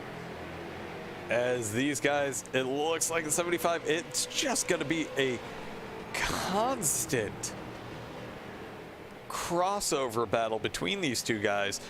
And the person that this is going to help the most, Bryan Hacker, who is closing down that gap ever so slightly.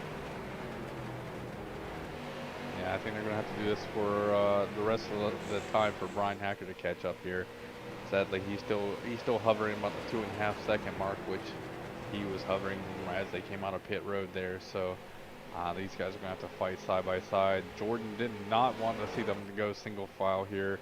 It looks like Mike Alexander's going to be attacking him now to try to put him a lap down now going to turn 1. And that's going to ruin both of the leaders' runs off the corner, as Ryan Johnson is pushing the 75, hoping that they can get clear coming out of 4. They both do, and now it's time to go back to that side-by-side in the crossovers. You guys are clear of your lap traffic. There's one more right there ahead of them. They're already looking at. Once they get by number 83, I think that's Gage Killam. Yep, he's last one on lead lap, being in position number 11 right now. Once they get past him, they got a few seconds before they have to get before the next one. And we're starting to pretty well. The field is pretty spread out at this point, as we have 27 laps to go. These guys, it's just going to be a fight for first, as they're probably just going to go ahead and settle in, worry about getting around the lap traffic, because it's probably going to take them about 5 more laps before they can honestly both be cleared. But then it becomes 20 laps of probably these two just swapping lines. Yeah. And it looks like Ryan Johnson's getting the run coming out of turn 4, gets down below the 75, Is he going to be able to use that 83 as a pick to keep Mike Alexander from crossing him over? But it looks like he's going to have that run coming out of the turn, but can't quite get alongside, and it looks like Ryan Johnson is going to be able to hold on to the lead at least for a little while as they're coming up on the lap traffic. Yeah, he looked like he just could not capitalize on that crossover move right there. Ryan Johnson was able to get by him. Mike Alexander's going to need to stay on that back bumper whenever he comes against Gage Killam here and trying to use him as a pick. But Ryan Johnson did a fantastic move right there. Gage Killam does the nice thing, pulls out right in time, almost smacks the outside wall. I mean, there's so much rubber buildup up there. You know, you get out of groove. You're not used to racing out of groove like that. Almost got himself in trouble there. Well, and the other thing that he did made it to where Mike Alexander couldn't quite get up to the wall coming out of turn 4. And that is going to be exactly what Ryan Johnson needed to start getting a little bit more of a gap. We're looking at a half a second right now. So what I'm going to go ahead and do is now we have ourselves a 3-way battle here for that lucky dog position, to where right now Jordan Madren is trying to get himself up to the 83 and make it to where if that caution comes out in these laps, 22 laps, he'll be able to at least get himself on the lead lap. Yeah, they're doing their best. You know, fighting for that lucky dog. We got 22 laps to go here. Anything can happen. One little mistake, you know, just a little bit of giving the tip can change the outcome of this race here. What we've got going so far. I mean, we've had the longest green flag run of the night, sitting at almost 100 laps, just over 100 laps right now. So these guys are having a field day of let these tires make the best of it and see who can play it out all the way through. So we're looking on board here, lucky dog spot here. Jordan Madren's trying to get by Gage Killam just in case something happens. And Ryan Johnson is coming up on the next one, but number 47, he is already a lap down of Rodney Hoomtoon. He's not going to be the one it's going to be after. It's going to be Matt Cook, who is a few more seconds ahead of him. So there's some time before we get to the next true lap down car.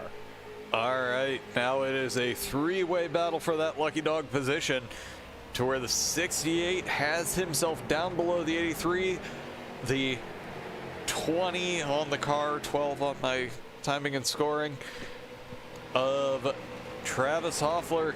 He's looking to keep his nose down below there as the 47 just goes up to the wall, leaves these guys free.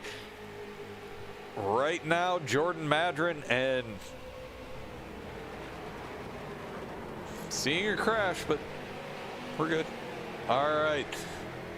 Just wanted to make sure that we don't end up with another green flag, a green-white checker, as these guys are getting racy here as the 83 comes down almost a little too far, has to correct.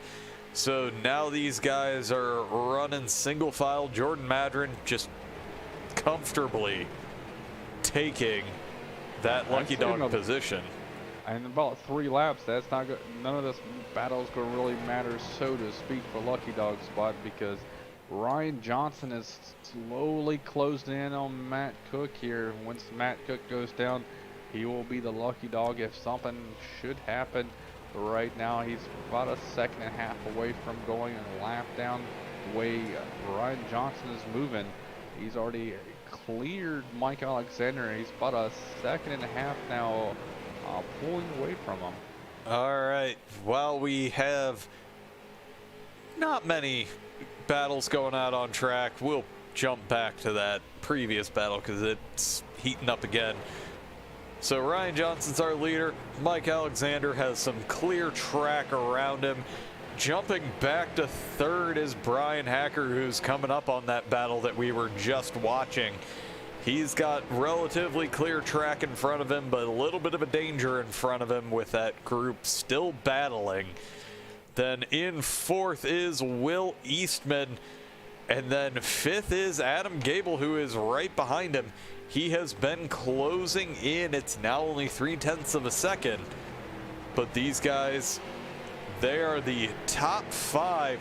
And then we'll jump back. Dante Curtis has those guys in view, but it's a little over 2 seconds as he's working on getting around some lap traffic.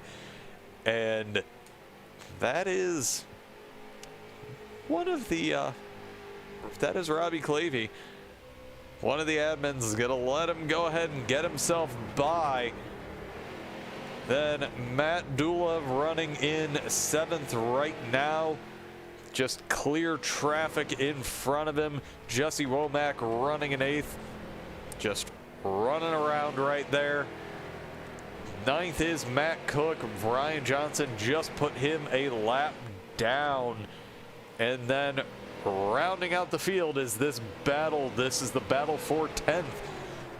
Gage Killam currently has that final spot in the top 10, but these guys are getting racy. The 20 gets really close to the 68.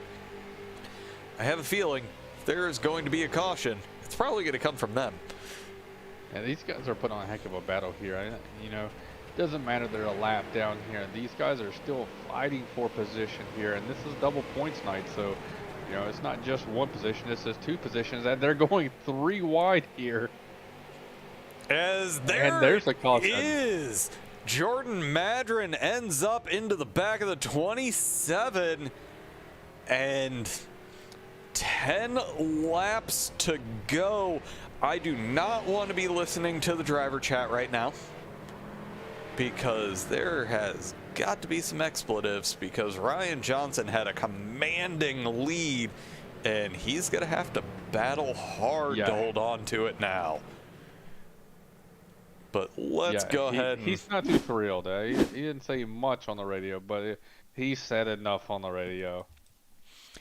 But let's go ahead and take a look at what happens here. The 27, who is a lap down from this group, hugging that low line. The 68 tries to slot in behind him, brushes the bumper, gets him loose, and that's all she wrote. We have ourselves a caution. So now that we have caught the pace car, are we going to see Ryan Johnson stays out, Mike Alexander jumps into the pits? This is one of those situations that if Bryan Hacker stays out, and Bryan Hacker is out there with him, we're gonna go green probably with 6 to go. I mean, we're gonna come around here, be seven laps to go. I think we'll probably go green with 6, 5 at the lowest there. Only 3 people stayed out so far, so... Well, Matt Cook was the lucky dog, so he got the wave around. The top 9 are the only cars on the lead lap. And if he's going to, you know, I mean, he's got to go to the longest line here, so... I mean, he's definitely going to go in and grab some tires here because he's going to be pushed to the back of the line. But, man, it's going to be wild here to be able to see what's going to happen. And that is going to be the storyline that we're going to have to watch.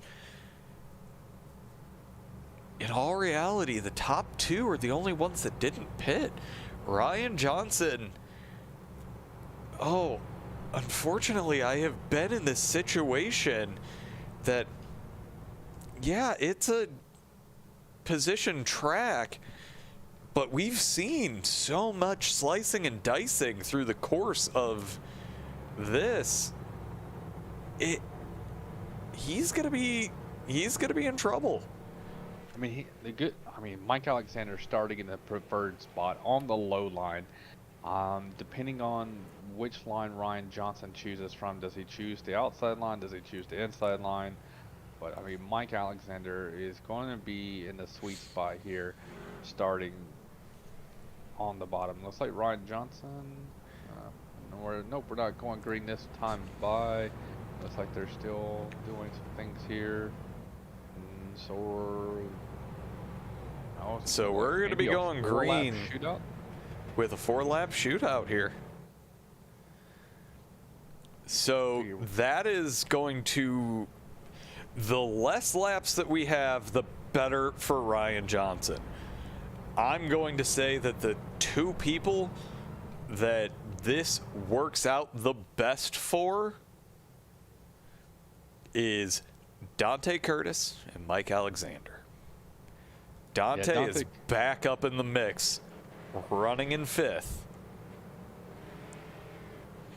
Yep, lights are off on the pace truck. We're going to go green with 4 laps to go here. And these guys are going to put on a heck of a show for us.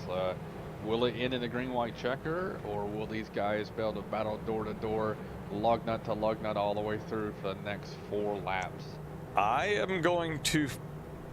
would put my money on we have another caution coming our way. Cautions do breed that thing. Oh, yeah, cautions.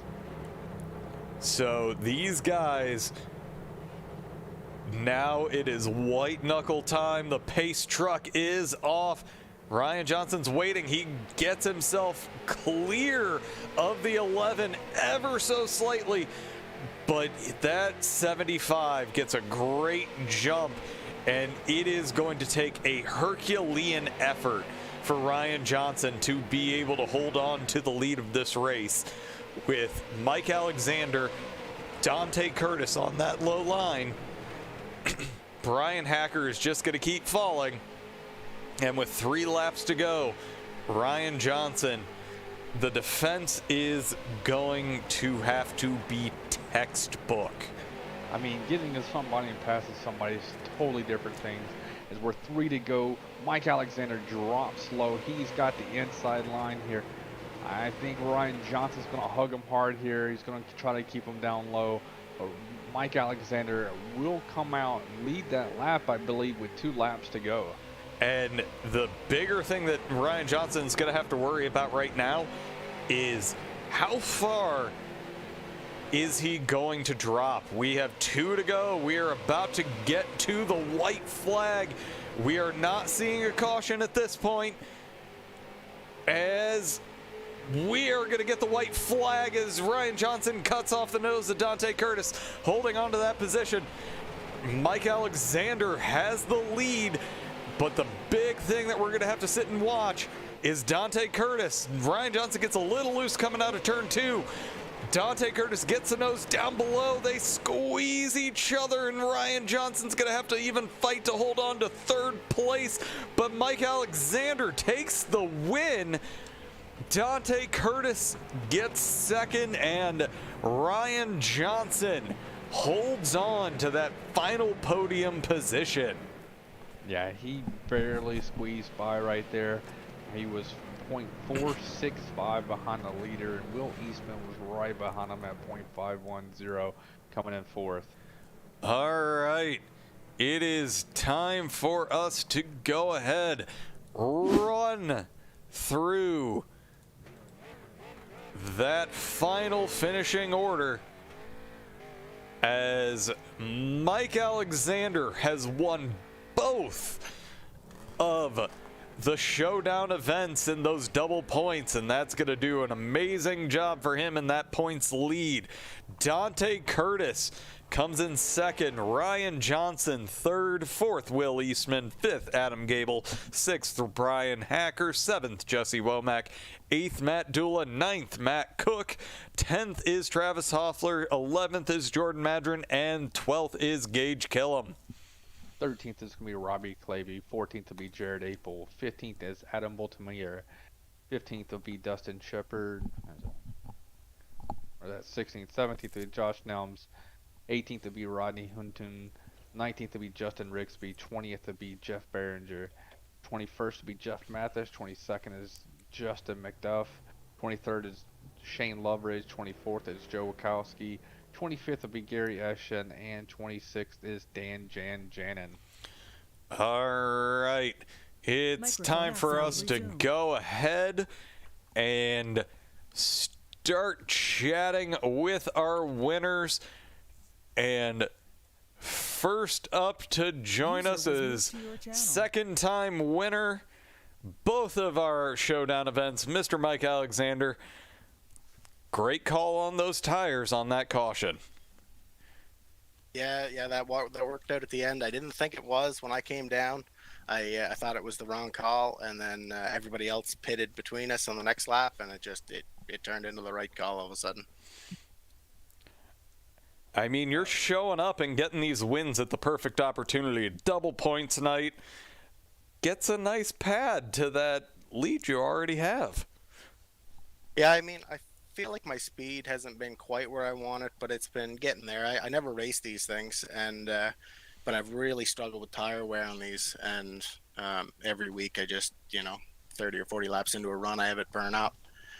So I really tried to focus on that this week, and for the first 150 laps, I was just kind of riding, and I knew I had a fast car, and on that last pit stop, that last green flag stop, I cut it a little close on the fuel, and I was about a lap short. So Bryan got by me there, and I had to shut the car off going into the corners trying to save fuel. And luckily, that last caution came out and helped us recover.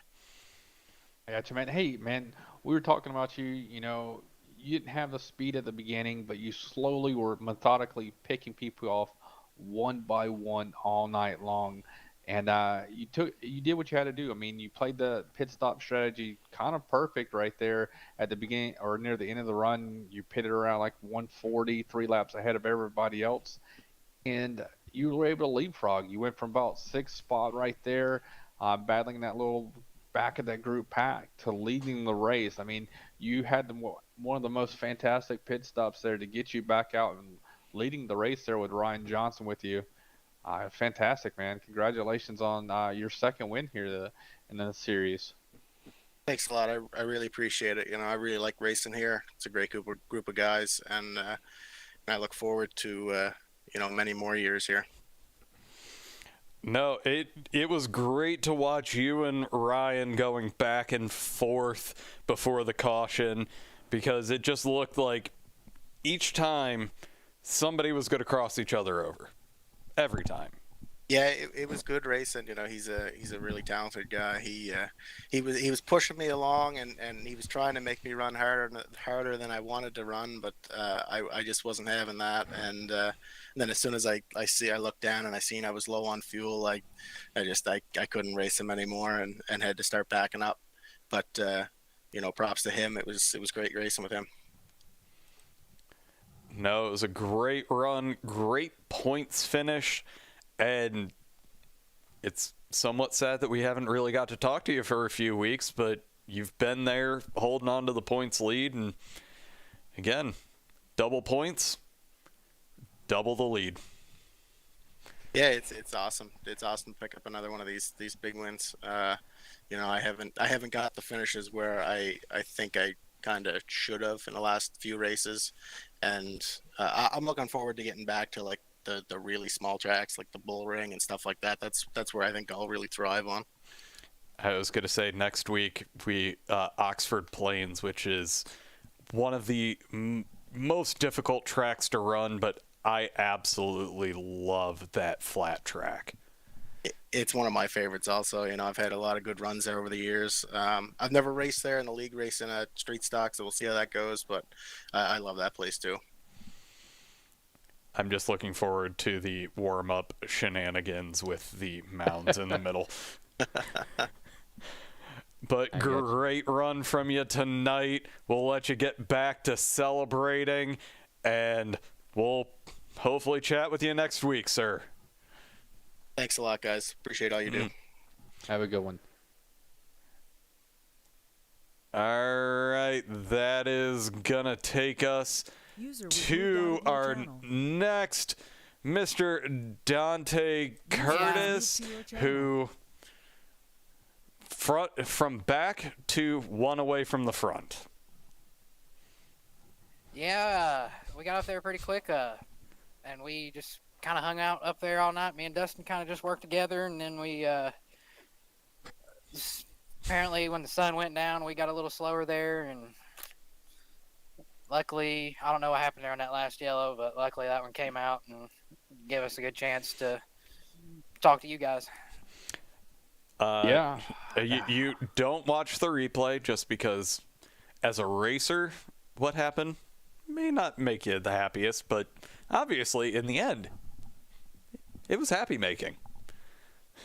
Oh yeah, after everything that we messed up on during the race, and after how bad the racing's gone Friday night and Saturday night, I was really disappointed, and luckily everything kind of turned around there when we got that yellow, and I figured we had a good shot at least making something happen.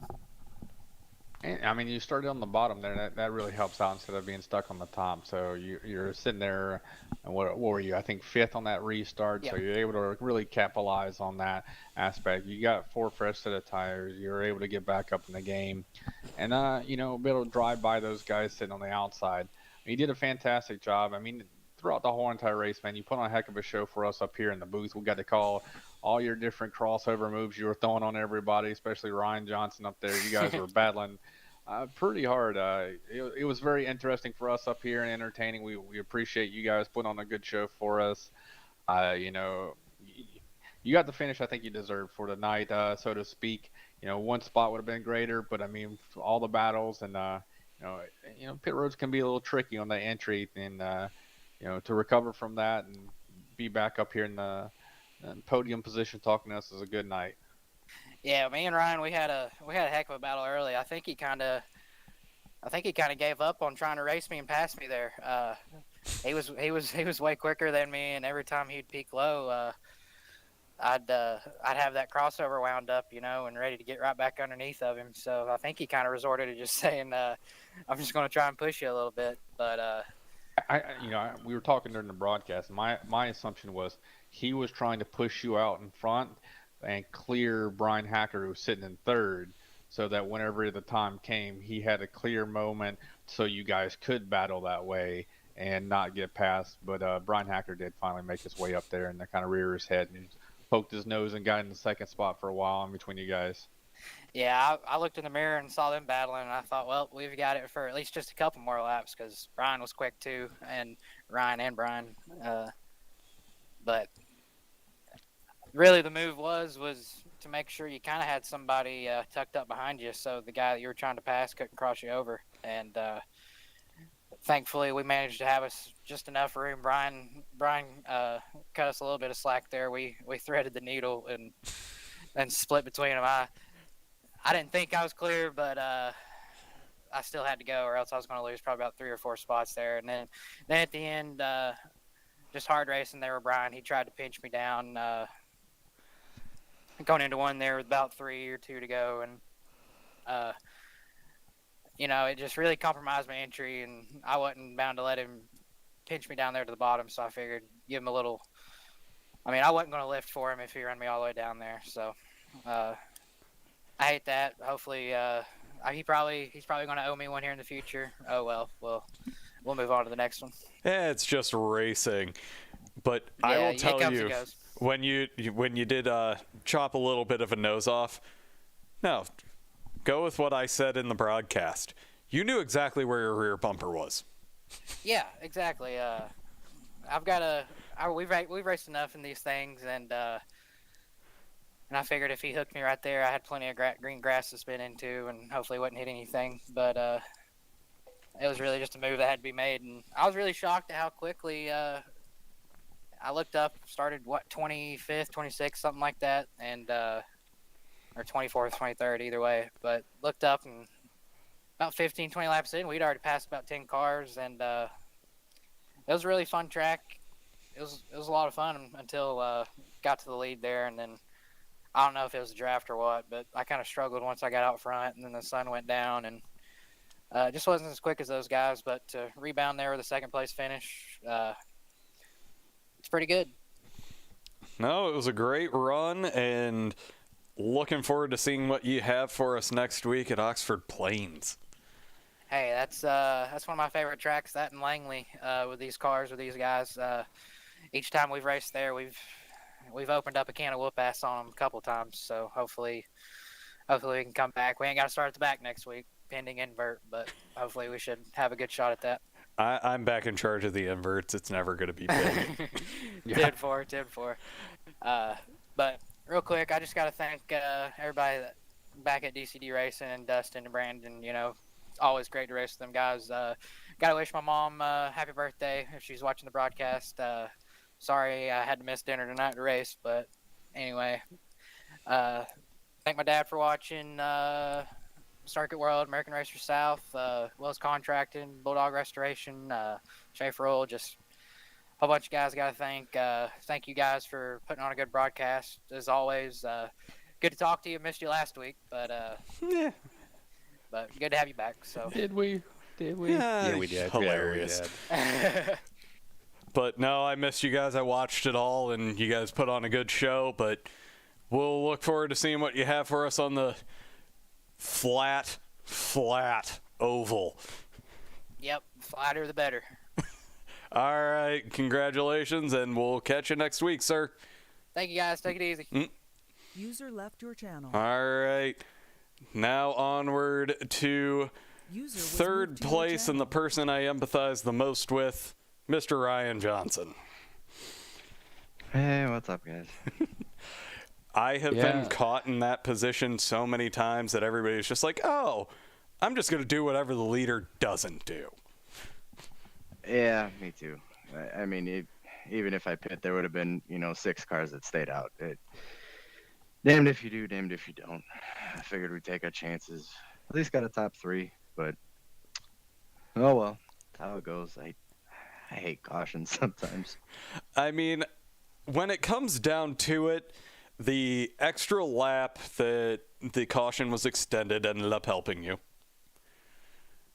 And you still managed to hang on to a podium. It's a double points night to where one position really would have made a bit of a difference, especially in the battle you're in for the points this year. Yeah, I mean, 2 guys that finished in front of me, well, one's the points leader currently, and the other is, well, another multi-championship winner. So, we'll see what happens. It's an interesting season so far. Yeah, I mean, our first season of broadcasting you guys was last season, and we kind of saw there was top 4-ish that kind of reared their heads as the, majority that's going to take the lead of that season. This season is turned upside down. I think it's anybody's chance. I think it's, throwing out there some wild cards. You got some unknown people like Mike Alexander coming in. I went in both of the Showdown races. I mean, it's been a different season from what we saw last year or last season. So I mean, it's good for us up here in the booth, but you're hoping the pattern kind of shifted your way like last season, most likely. Of course. I mean, that's it's always better when you're on the better end of it. Yeah, I mean, right place, right time. He made the right strategy call. Congrats to him. I mean, yeah, the first 2 Showdown races, it's big for points, and I keep making mistakes and losing bonus points, but hopefully we can get that cleaned up and headed in the right direction. Yeah, I know it's not going to be a good next week though. Oh, you're the first person that we've chatted with that doesn't like Oxford Plains. Yeah, shocker. Not really. No, I hate that stupid track. You know what? I won't lie. It hates me, but I've always had fun there, at least. No, I don't. I can't even say I have fun there. I hate it. Everything about it. Just nope. No thanks. That means you're gonna win. Gotcha. I We'll see can you up only here, man. hope. Yeah, I can only hope. No, but it was a good showing from you tonight. Not the finish you wanted, but at the end of the day, double points for third is better than a regular third. Yeah, for sure. For sure. But we will catch you next week. According to you, we won't be chatting with you, but we'll see what happens. I'll be genuinely surprised if it does. I'm just saying. I don't know. I'm gonna be complete opposite of tonight. I might be screaming in the mic if you're talking to me next week. Well, then we will avoid that, even though for the viewers it could be fun to bring you in while you're screaming. Thanks, guys. Have a good one. Yep, you Have a good too. one. User disconnected from your channel. All right. That is going to do it for us here. Another brilliant race from the North-South Racing League. But it is past my bedtime. But we look forward to seeing everyone next week for Oxford Plains. It is a definitely different track than we have seen these guys run on so far this season. When we say it's flat, we mean it is flat. Hey, I'm going to throw this out there, too. We got a new lap record. Came at lap 199. It's going to be Dante Curtis here at 24.067. So that's the fastest lap. Even these guys could throw it out there, and nobody really touched him with that lap time. So he was throwing it down there at the end. And a great run. And that is going to do it for us here at Ghostfire Media. Have yourselves a great week. Thank you for watching iRacing on the Ghostfire Media Network.